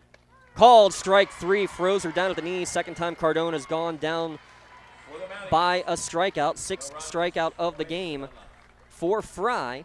And 1-2-3 again. Go the Mounties in the top of the 4th inning. Neshannock still leading 4-2. Back in a moment. It's the Lawrence County SportsNet, powered by LCAP. Congratulations to our May LCAP Team of the Month. The Lawrence County SportsNet is proud to honor Mohawk Softball as May's LCAP Team of the Month after winning their first WPIAL Softball Championship in school history. Congratulations to Coach Hank Pizzulo and the Mohawk Softball team, our May LCAP Team of the Month. Lawrence County SportsNet is proud to honor Tori Atkins of Laurel Track as the May LGKG Red Zone Female Athlete of the Month after winning her 3rd straight WPIAL championship in the 200 and 400 meters and winning PIAA gold in the 400 meters. LC SportsNet is also proud to honor Colton Fedrizzi of Shenango Track as the male LGKG Red Zone Male Athlete of the Month for winning a pair of WPIAL gold medals and landing on the state medal stand in both discus and shot put. Congratulations and best of luck, Shenango's Colton Fedrizzi and Laurel's Tori Atkins, your LGKG at broadcast, Limon, as well as our June LCAP Team of the Month. We will get that announced either during the 6th or 7th inning or maybe in our post-game on a Tri-County Principals post-game show. But nonetheless, we will have those coming your way. Here in the bottom of the 4th inning, though, Neshannock, they get the 2 runs back. They get a 1-2-3 inning. Now in the bottom of the 4th with 7, 8, 9 hitters, Biondi, Giordano, and Nativio due up for Neshannock. And again, big inning here for South Williamsport. Same exact situation as the last time. Yeah. Again, needs to put out this 1-2-3 and get the momentum back. So we can talk about this now. Neshannock, as they do not pitch the shutout. If they had, it would have been a state record 20th shutout on the season, beating the Carmichael's record of 19 that they are now tied with from a couple of years, or probably about 10 years ago now, I believe. Somewhere in that line. 0-2 to count as Biondi fouled that one off. The freshman, the lone freshman starter for either team. She chops it foul. Good hands by Coach Nogue there at third base. Count remains 0-2. Yeah, kept the ball in front of him. He's upset that he dropped the ball. I think he's upset that he doesn't know what creamery flavor he's about to get. Yeah. He says, hey, only if we win are we heading up the street here on Park Ave to the creamery. So he's hoping he can go and check it out. We had a nice, fun conversation with him after the semifinal game, and he said he's got to do some research on South Williamsport, and he was also doing his research on which flavor he wanted to get. This one drilled towards left field, going back on his Pinkerton. It's going to be overhead. One hops the fence, and Biondi is going to get into second base with a stand-up lead-off double. Only her 6th extra base hit of the year. She gave that one a ride, Limon. Yeah, I thought Pinkerton might make another acrobatic cut. She's had a couple in the playoffs, but she was a little worried about that fence there. She made the leaping try, but could not come up with it. Ball goes against the fence, so get a lead-off double. So how about that? The stage and the lights not too bright for the freshman. Callie Biondi now stands on second base. Nobody down. Ali Giordano. Wouldn't be surprised to see a bunt here. She does square around. She does lay the bunt down, but foul down the third baseline. Yeah, 19 shutouts and 3 one-run games. The only games on the year, Lee, that they allowed multiple runs. Can you name the 2 of them? I'd have to look. Let's see. I know pretty upper. This one's foul down the third baseline. I'm not going to go there. Go ahead. The 4 one-run games were Riverside twice, Laurel and Mohawk. The 2 games where they allowed multiple runs, North Allegheny, a 5-3 win in a playoff tune-up. This one's chopped towards first base, off of the glove of the first baseman, bounces to the second baseman, but she did not get back to the bag in time. McLaughlin, good heads-up play to get it back to Abby Lorson, but she didn't get her foot back on the bag in time. So it's going to go E3. Biondi advances to third. Giordano stands on first. Yeah, good job there by McLaughlin to come up with that, but she could not get the ball over in time. And she said Lorson just couldn't get that foot back to the bag after she missed that ball. So Neshannock in business here. Yeah, the throw definitely beat Giordano to first base. Great play again by McLaughlin. Kat Nativio comes up big again. Only her third hit of the playoffs, but they've all brought in runs. Line drive over the shortstop's head. 5-2, Neshannock leads. Well, Neshannock a chance to really break this game open right now as the top of the order's coming up, and that should get a trip to the mound here by Coach Tom O'Malley as it does the LGKG trip to the mound. But, boy, not wasting any time there. First pitch swinging.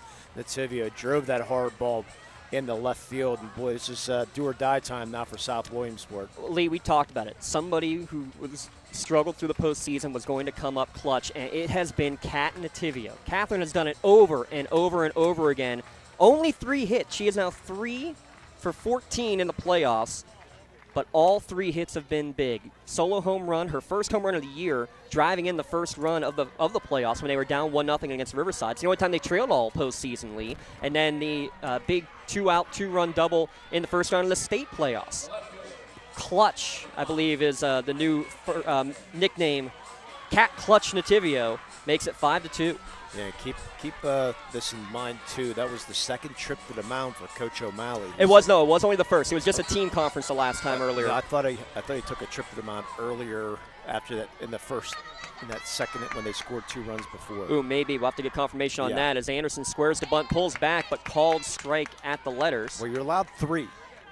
And then on the fourth one, you have to pull, you have to pull, correct. It's interesting because you actually have that now on Major League Baseball scoreboards, is the mound trips remaining, or mound visits, I think they call it. Right. Squaring the bunt as Anderson again pulls back as this one does miss upstairs, count even at 1-1. Well, in high school, the catcher's allowed to go out and talk and everything. That doesn't count. It's just if the coach goes out to talk. Yeah, I believe he did earlier, but that's a moot point right now. Nobody down. Anderson trying to move runners over. Attempts at a ball out of the zone for strike 2, and you can tell she's frustrated with herself there, Lee. Yeah, she's laughing a little bit too. It's like she's gonna get a bat on the ball here. I like that. Loose. That's the word that Coach Lash used many times in talking to us in the pregame. They are loose right now. Just getting a piece of that one and fouling off is Anderson. And I like that too. Remember the downpour that started, or not a downpour, but just a constant rain that started before that semifinal game. And you saw a couple of wild throws. Coach Nogue kind of shook his head like, uh-oh, here we go again. But they just laughed it off, fought through it, and got the win there. Looking to do the same here. 1-2 pitch, chop foul, nearly hitting Coach Lash, the first base coach. Didn't get a chance to talk about that, Lee. The head coach coaching first, not third. Yeah, interesting. Yeah, just how she prefers it. Yeah, the coach at Canna McMillan would alternate from first to third during the game. Hey, see a couple different views. I got nothing problem with that. 7 hits on the board for the Lancers so far. Most hits that they've had in the state playoffs. This one misses downstairs, count even at 2-2. Boy, Anderson locked in. You see her just watch that ball the whole way back to the glove. So that first run is earned. The second one, if there is a second one, would not be. As Giordano reached on an error, she stands on second base. Another good hold from Anderson on a ball downstairs, and the count now full. Still nobody down in the bottom of the 4th inning. And you mentioned earlier that Sholo threw 70 pitches the last game. She's already at 69. Whew. So this is pitch number 70 coming. We're going to the bottom of the 4th inning. Payoff pitch, misses upstairs, and the bases are full of Lancers. And still nobody out. First walk of the game issued by Elizabeth Schuler. Boy, it's a great chance for crooked numbers now. 2 in the first, 2 in the third, already 1 here in the 4th for Neshannock. Jaden really in. Jaden Nogue at the plate. She's first pitch swinging. It's lifted towards a pleasant gap in right center field. Multiple runs in here. 1 run will score. 2 runs will score. Anderson not slowing up, rounding third, and she will get in there without a throw. A bases clearing double. 3 RBI double for Jaden Nogue. 8-2 Neshannock leads. Yeah, no chance. That ball fell in between the right center with all the speed in the bases. You knew that was going to bring home 3 runs. Especially when Anderson being at first base on that, as she nearly lapped Kat Nativio in front of her. Addie Fry will be intentionally walked. And that should bring out Frangel for the courtesy runner.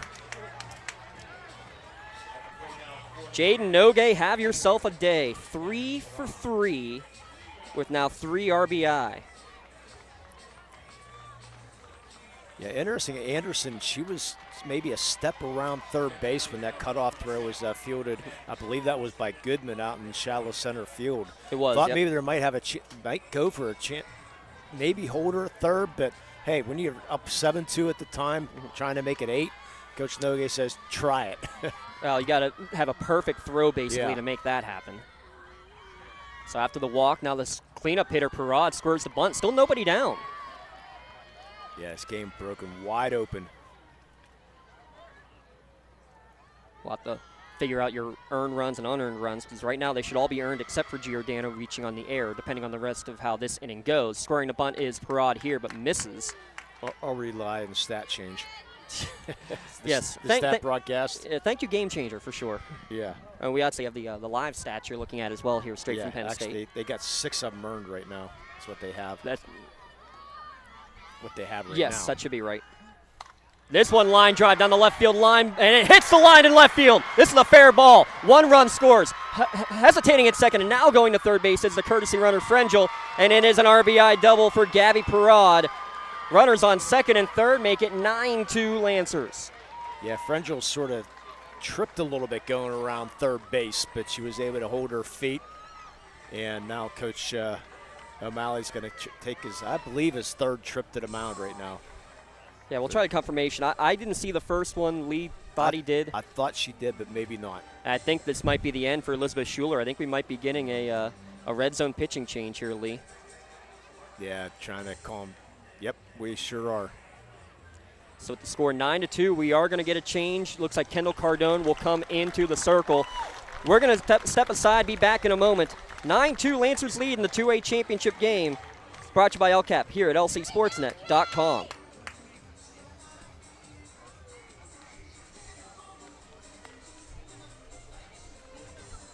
Works in Progress Painting wishes a successful and satisfying season to all the Lawrence County sports teams and athletes. Work hard and bring honor to your team, school, and family in how you play. Joe Wright and his family have been providing painting, window cleaning, and other property services for business and homeowners in the Lawrence County area for over 10 years. Their goal on every project is to provide a meaningful service that honors their customer, God, and their family, and to have fun while doing it. Works in Progress is now booking interior painting projects for both residential and commercial projects. Call Joe today at 724-714-4294 to discuss your next project. More and more people are consuming information on screens. Businesses that want to engage, educate, or entertain clients are turning to Toshiba to provide inspired communication with digital signage experiences that attract attention in novel and entertaining ways. Information needs to be managed to be effective, and organizations can trust Toshiba to provide solutions for improved workflow, which help to securely store, organize, and manage information, whether in digital or physical form. Toshiba, empowering the art of business. Empowering Lancers are powerful through this lineup as a new pitcher out there. Elizabeth Schuler flipping spots with Kendall Cardone. 11th appearance on the year for Cardone as she now faces, still with nobody out, Gabby Quinn, and 2-0 to count to her. And Ragone's your courtesy runner for Gabby Parad at second base. 5 runs here in the bottom of the 4th inning and still nobody out. Runners at second and third, and right now Cardone struggling just to find the zone. 3-0 the count. Yeah, you're looking possible mercy roll here too. With a 7-run lead and a 10th run in the box right there. There's the first strike. 3-1 to count. Loyal Sauk Township, an 11-1 victory over Williamsport. Pittston, who was in the state championship game in 5A yesterday, a 4-3 victory over South Williamsport. That's the only loss in the year. This one is hit deep to left field, over the fence, but foul. A little smile as Quinn had some memories of her home run a couple of years ago. Beyond that, the most runs allowed in a game. They allowed 5 to Danville a couple of times. But that's it. So this is the second most run output allowed on the year until that swing of the bat. It's gone! Line drive, home run to left field. 3-run dinger for Gabby Quinn. Her second home run here at Nittany Lions Softball Park. She was due. It's now 12-2. As they celebrate at home plate. Line drive shot. That would just matters if it's going to be high enough or not. It barely gets over the fence on a line drive 200 foot away. And the bats have broken loose here at Baird Field. And still nobody out. What was the key to the game, Limon? Can they put hits together? Can they string them together at the right time? How about an 8 spot here in the bottom of the 4th inning? And still batting. Third time Quinn's been on base. She's now got 4 RBI. Abigail Measle now to the plate with 2 down. She's first pitch swinging. Misses for strike 1. Well, if this is going to be your last game of the year, go out with a bang. Little chuckle from Ken Wonderly down the road there. Yes, there is still nobody out here, Lee. Yeah, good to see stats out here. Yeah, he'll be doing coverage for the volleyball championships. That's what, all tomorrow, Yeah, all correct? tomorrow, yes. 0-2 pitch. Good job to get a piece of that one there by Measle. As Neshannock, nobody out, and this is the 9th batter of the inning.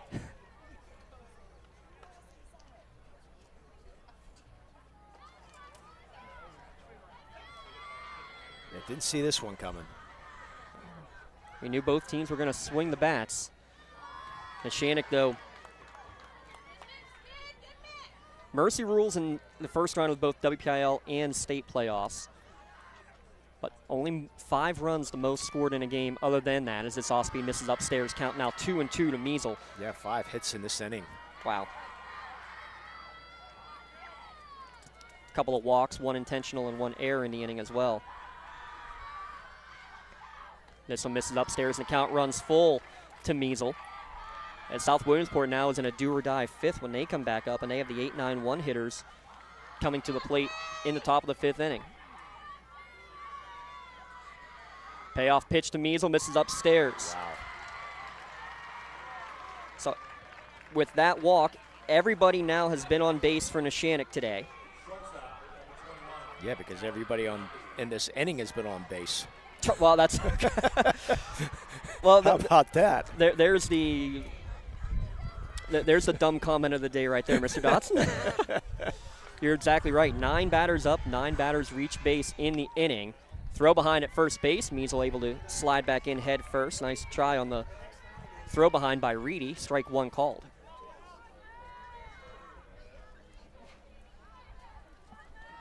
Coming back to the game, we'll have our May the Chiropractic play of the game, our MVP Insurance MVP of the game. Take your pick, Lee. Yeah. I'll count how many shirts I have left to give out. This one's fisted towards the left center. Gap diving, sliding catch made. Why not? Maddie Pinkerton, she does it again. Highway robbery in shallow left center field. Yeah, 3rd game in a row for Pinkerton. Does get that glove out and gets that ball.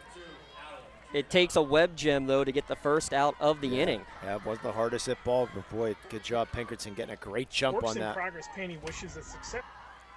Eric, you're not here. You're not allowed to talk. That's Eric Thomas's voice. This one's ground ball, just foul down the 3rd base line. It hopped over the bag, but just barely on the outside of 3rd base. Ali Giordano was thinking extra bases right out of the box. Yeah, from this angle, I thought it was fair. But, of course, we don't have a good angle on that. Coach Nogay certainly thought it was. Called strike 2 on the outside corner. Well, when you're up 10 runs, you're not going to argue as much. Yeah. Giordano, how about this? I mean, she's down 0-2 in the count. Talked about not striking out much. How about your 8-hitter? Only 6 strikeouts on the year. She puts this one in play towards third base, taken there by the former pitcher Schuler to second base to get the lead runner. That'll retire Measle for the second out of the inning. Fielder's choice 5-4 as Giordano reaches on that fielder's choice.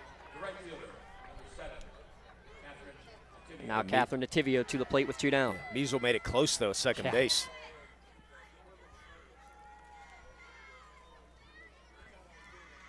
Nativio swings and misses for strike 1. One of the other keys of the game didn't really get a chance to talk about. You knew this was going to be a huge crowd. You knew there was going to be plenty of blue in the stands for South Williamsport, not nearly as far of a trip for them as it is for Neshannock, and of course the following that this whole group has had since their Little League World Series trip. Sinking liner caught by the shortstop Gianna Goodman. But the Williamsport crowd much quieter than they have been after an 8-run inning in the 4th. 8 runs on 5 hits. There was an error and a runner left stranded on the bags. Top of the 5th inning, Mounties need a run to keep it going here in the 2A championship. Back in a moment. It's the Lawrence County SportsNet powered by LCAP.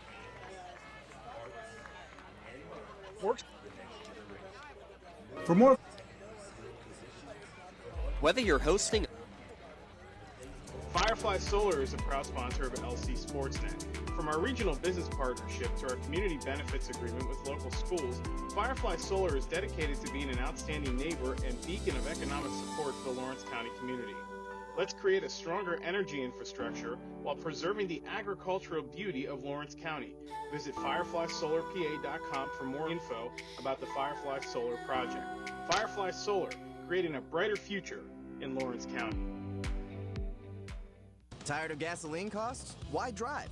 Let the Newcastle Transit Authority take you where you want to go. Serving the city of Newcastle and stops throughout Lawrence County, as well as weekday service to Pittsburgh. Public transportation just makes sense. Why drive when you can relax and ride? For more information or for route schedules, log on to newcastletransit.org. The Newcastle Transit Authority, going your way. It's going Neshannock's way for sure here as they lead 12-2 in the top of the 5th inning. And it's now last chance time. 8-9 hitters due up. Pinkerton, Holtzapfel, and Goodman.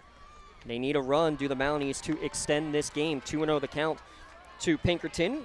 Led off with a walk in the 3rd inning and scored the first run of the game, I should say, for South Williamsport. Which they need that, as I mentioned, to keep this game alive. 2-0 upstairs, now 3-0 the count. Yeah, since we have a chance of being a Mercy Rule, I want to get my one last golden nugget out of the way about Coach O'Malley. Okay. Probably the only high school coach that I ever known, and you pray that you will ever know after this 3-0 count. Fry delivers, catches the outside corner, 3-1. He actually has a bobblehead made out of him. Well, after all those years, he's MVP. But it wasn't. It wasn't. Backhanded play by Giordano at second base. On to first, not in time. Good hustle down the line by Pinkerton to beat the throw. Bang, bang play. We'll see how they call that. Probably E4, but we'll see what they rule on the board. I'm going to guess E4, but yeah, the Williamsport Crosscutters honored him back in 2013. So had the bobblehead. Looked pretty neat, to say the least.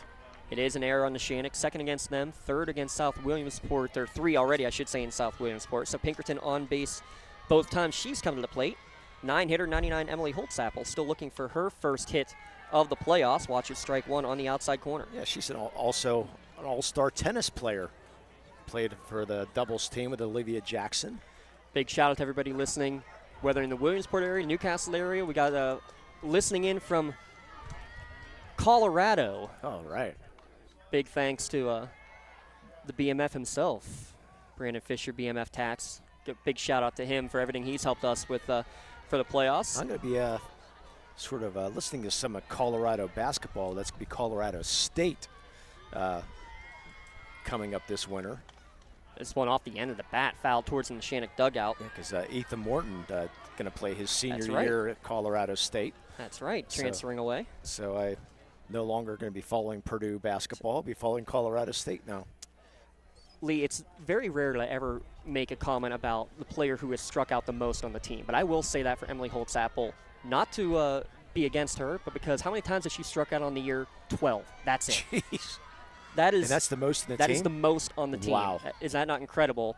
As this one, good eye there, misses outside. 2-2 now the count. You figure, what, 24 games there, 26 games? Yeah. Wow. 26 games.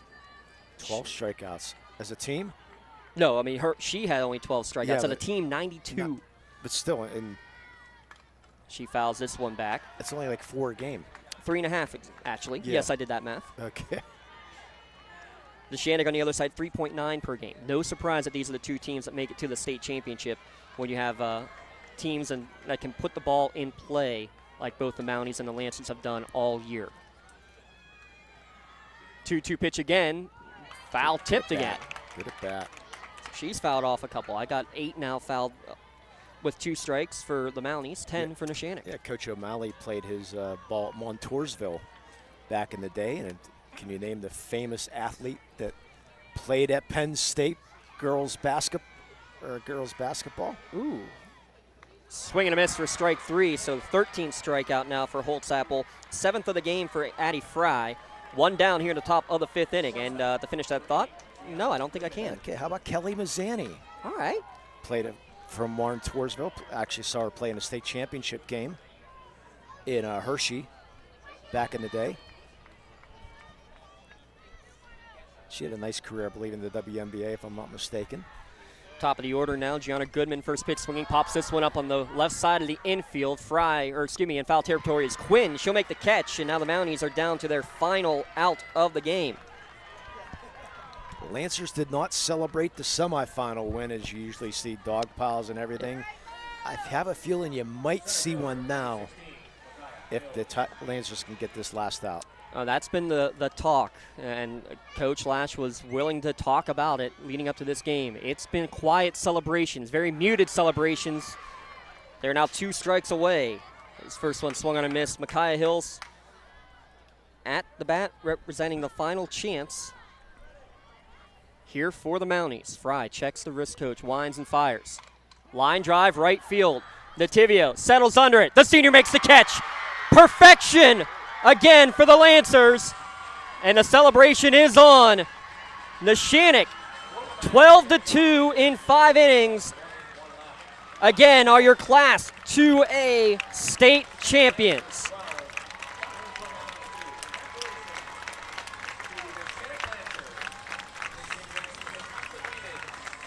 What a moment here for Neshannock. The dog pile fell to the ground. I love it. What a performance by Neshannock, getting that crooked number to seal things up in the 4th inning. The Lancer bats come alive when it matters the most. For the second time in 3 years, and now 74 out of 75 victories. And for Coach Lash, career win number 100 comes with the gold medal here in Happy Valley. I think she needs an MVP shirt. Oh, absolutely. For that 100th win for sure. We will announce those MVPs of the game, the Mele Chiropractic play of the game, as well as your post-game scoring recap when we return. Neshannock state champions. We'll be back in a moment. It's 2A championship broadcast here on Lawrence County SportsNet, powered by LCAP. And remember, senior citizens ride free.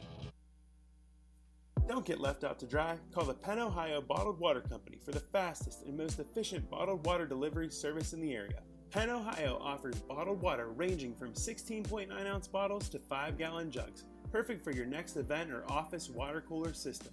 Also, don't forget to ask about their custom labeling options. Visit PennOhioBottledWater.com for more information and to get a quote on their delivery services. Whether it's at home, in the office, or on the sidelines, Penn Ohio has you covered. For more than 120 years, people have relied on Martindale Hubbell's preeminent rating to select their attorneys. If you've been involved in an automobile accident, you should do the same. At LGKG, we have been preeminently rated for over 40 years. GEM building contractors and developers have a proven record of performance on any size project. They bring value, local craftsmanship, expert management to meet any challenge. From design construction, from inspection to budget estimation, GEM Builder has been building our community for 70 years. We're going to turn it over to the PA announcer for the presentation of the awards here. The Class 2A Championship versus the runner-up medals and trophy to South Williamsport.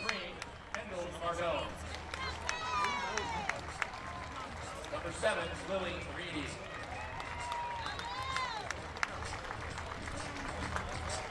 Number 8, Gianna Goodman. Number 9, Helena Jasper. Number 10, Emma McLaughlin.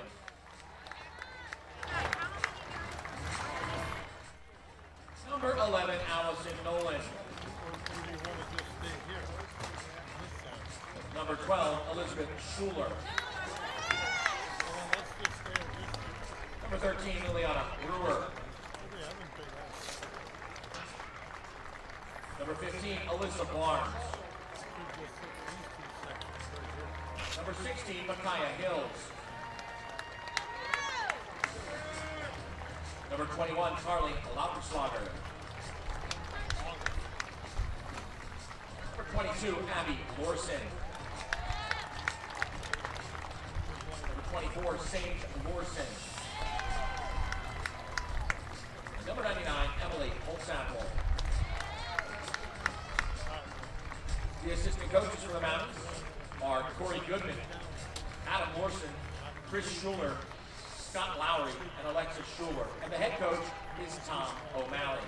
The trainer is Chelsea Ripple.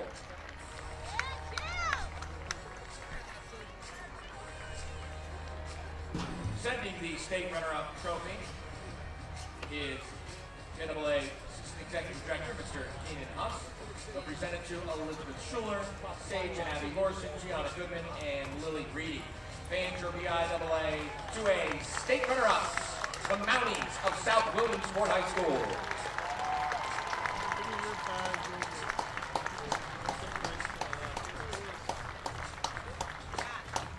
And now the director's entry down the first base side of home plate for the PIAA 2A state champions, the Lancers of Neshannock. Receiving medals include number 1, Jaden Nogay. Number 2, Ali Giordano. Number 3, Ella Skodak. Number 4, Abigail Diesel. Number 5, Violet Anderson. Number 7, Catherine Mativio.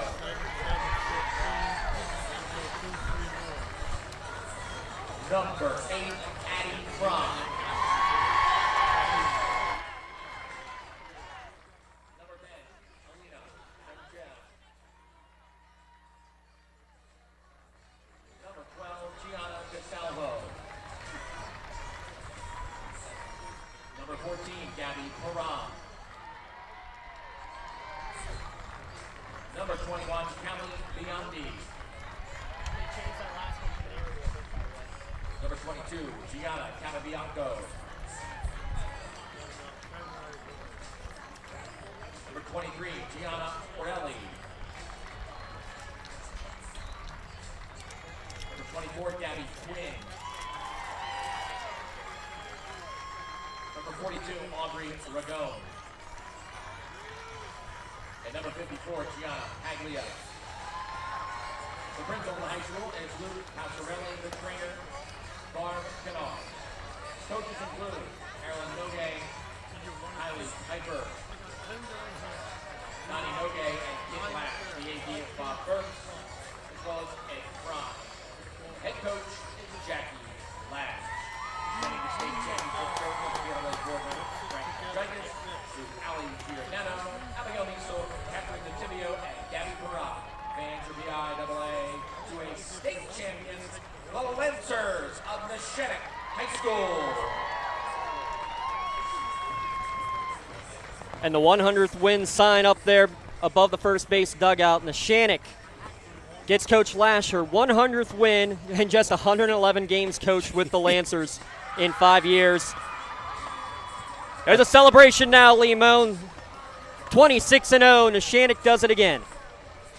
Undefeated, untied, everything else you want to say about this Lancer team. What a performance as the bats came alive in that 4th inning to turn a close game into a laugher. So congratulations to Neshannock, and that's an amazing story. 100 wins and 111 games. And you could do the math on that one also. That's a pretty good percentage, and it's just the program that has been created here at Neshannock. They've had some great athletes coming through, but they all say, first and foremost, it's the work ethic that they have put in top to bottom.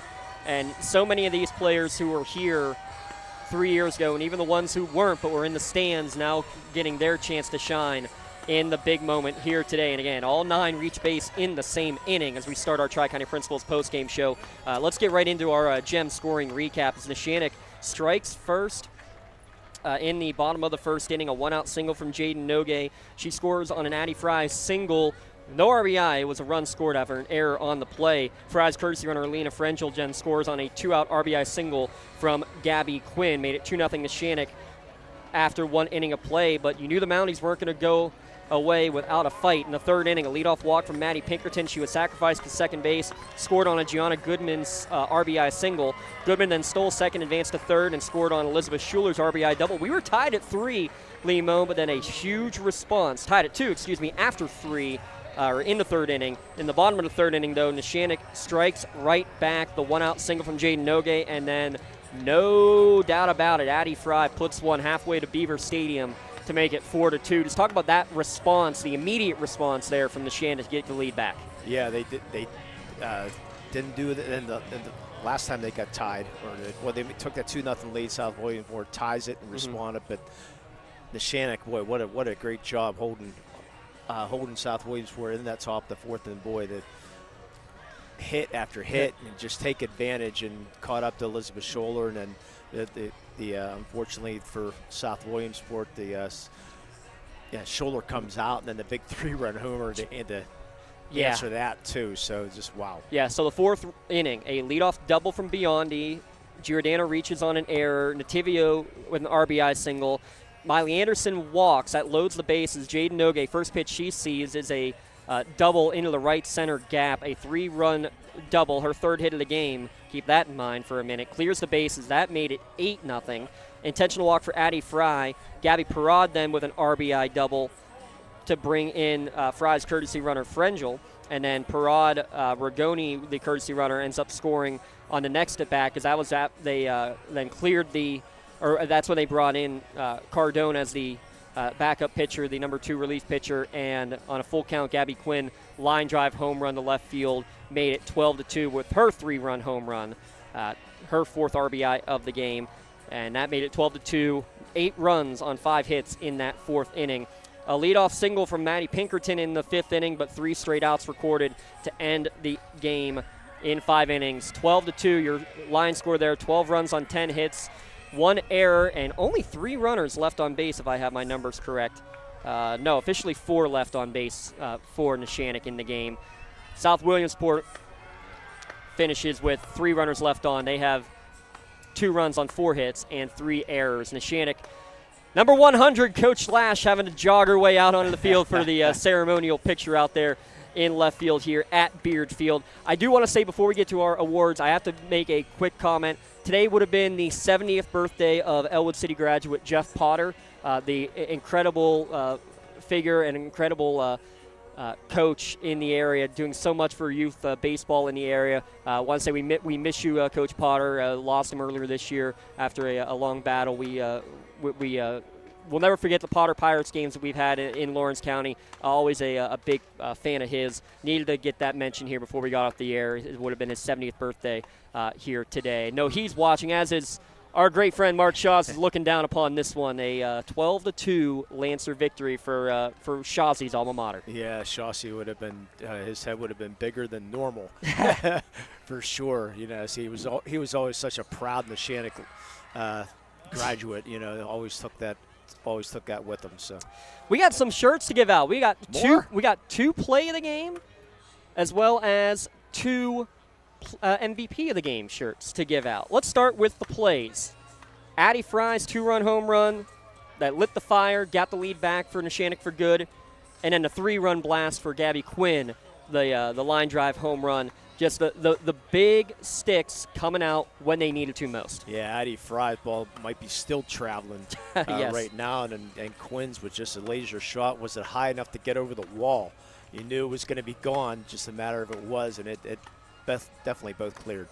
So they receive your Mela Chiropractic Play of the Game award. They will receive their customized T-shirt courtesy of the Red Zone in honor of being today's Mela Chiropractic Plays of the Game, and you'll get video highlights of those plays as well, courtesy of Something for Your Wall Photography. Heather Walter, Katie Walter doing the duties for us here today for those 2 home runs for Fry and for Quinn. Your Mela Chiropractic Play of the Game, they kept Neshannock in the game. Let Mela Chiropractic keep you in the game.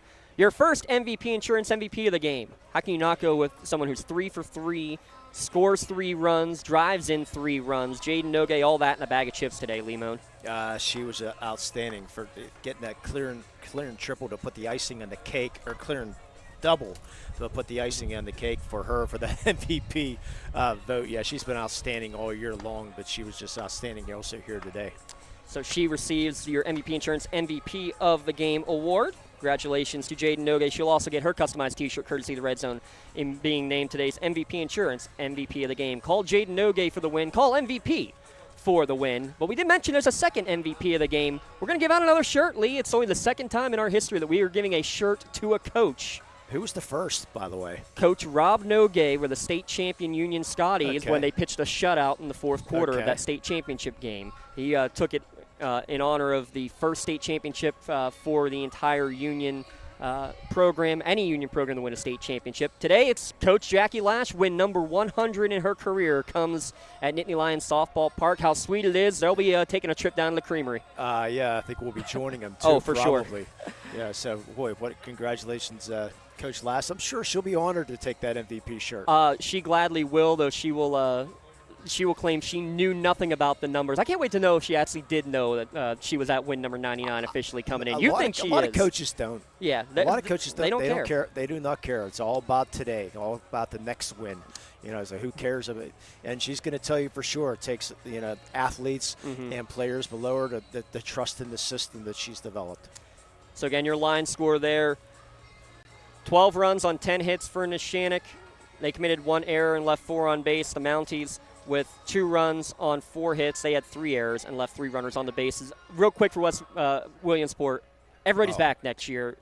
If they're not back here next year, I would be surprised. That's a team that we saw today. They can hit top to bottom, great fielding behind them. A couple of tough bounces didn't go their way, and Neshannock made them pay with the long ball, especially today. Like I said before in the pregame, they lost in the first round 2 years ago. Last year lost in the semifinals. This year they lose in the championship game. You don't expect them.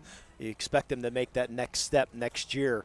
But don't be surprised. This might be a matchup next year. Of course, there's other teams in line. Yes. That will have a say in that. So, but looking forward to hopefully get back here next year with the Lawrence County team. And boy, hard to believe 158 and we're done. 158. We're not done yet though, because we still have 2 more awards to give out. Oh, 2 more awards. We said we would. We have to give out first our LCAP Team of the Month. Oh, that's right.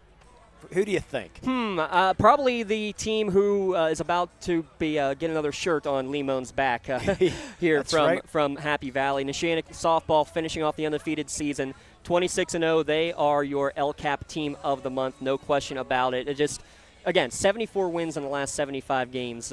That number, I think, speaks for itself. Yeah, so congratulations to them. That's right. I do get to go buy a $20 state championship shirt. As for your LGKG Red Zone Athlete of the Month, Addie Fry? Absolutely. Look, she gave up 4 hits today. She had given up, with Abigail Measle, had given up in 6 playoff games a total of 7 hits. Pretty impressive. Pretty impressive. So yeah. She finishes with 10 hits in 6 pitched games, including all those shutouts, 5 shutout victories of the 6 games, and the home run to boot in the state title game. Addie Fry, got to give an honorable mention to Miley Anderson for her work throughout this postseason run as a big nominee and a big reason. You know what? Screw it. They are your Red Zone Athletes of the Month here for the month of June. Let's make a decision real quick, yeah. Yeah, but that's happening for sure. You're the boss, so. Well, that sounds great. Appreciate all that. Lee, real quick, final thoughts before I have my rant to give here at the end of the year. Just a phenomenal year. for every Lawrence County team. It's so great to bring home championships. But, yeah, first off, congratulations to South Williamsport. Yes. Just a phenomenal year. Great team. Pleasure covering their softball team here today. They're going to be a team to reckon with. But, boy, for Neshannock, tough to go undefeated. 2 out of 3 years but boy, they go undefeated and win a championship. Tough to do, but I believe they're the 7th team, I believe, off the top of my head, to do that, to win it undefeated. And the first from the WPIAA to do it twice. Incredible. Incredible. Yeah, and it's been a fun 3 years here at Lawrence County for looking forward to make it number 4. And 3 years at Lawrence County SportsNet, we now have 3 state championships. We've had a state championship each of the 3 years, I should say, which is just, again, the County of Champions getting it done. And for everybody that's listening, please, without this sponsors, this does not happen. So please go into the local sponsors. For everybody sponsored every broadcast here for fall, winter, and spring.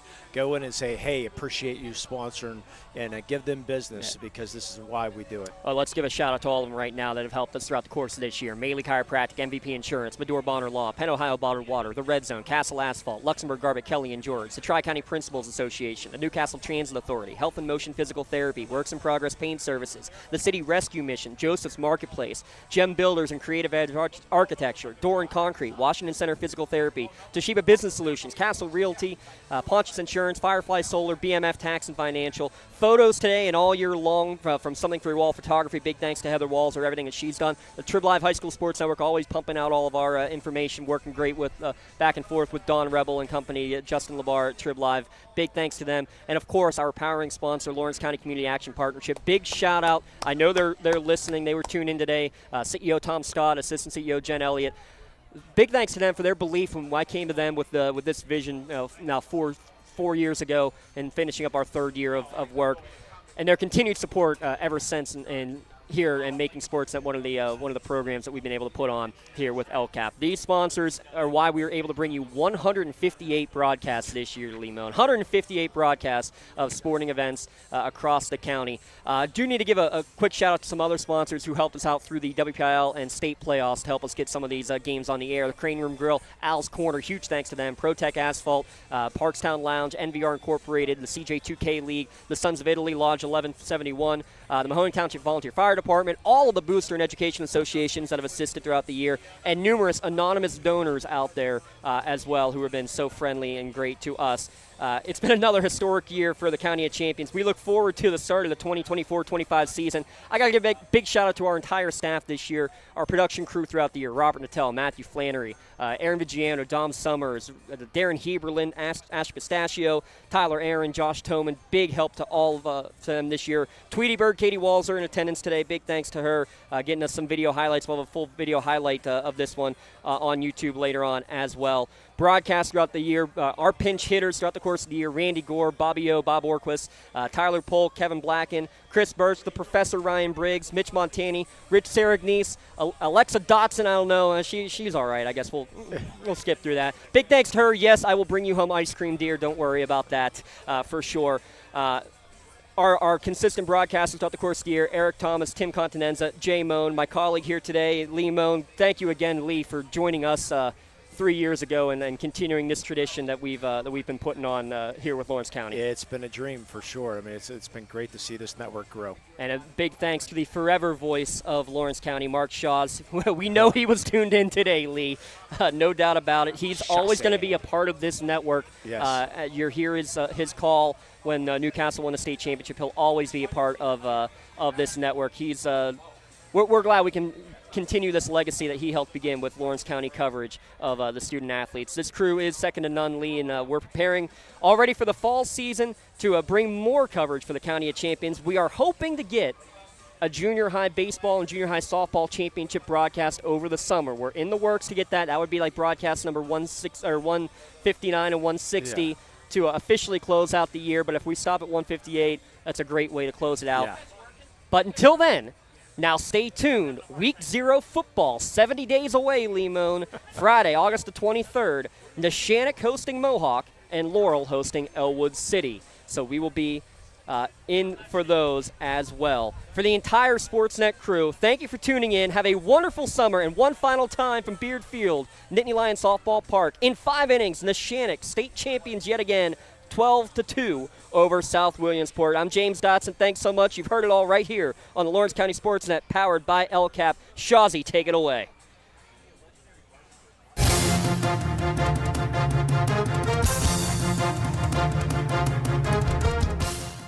Your voice for Lawrence County sports. The gold ball.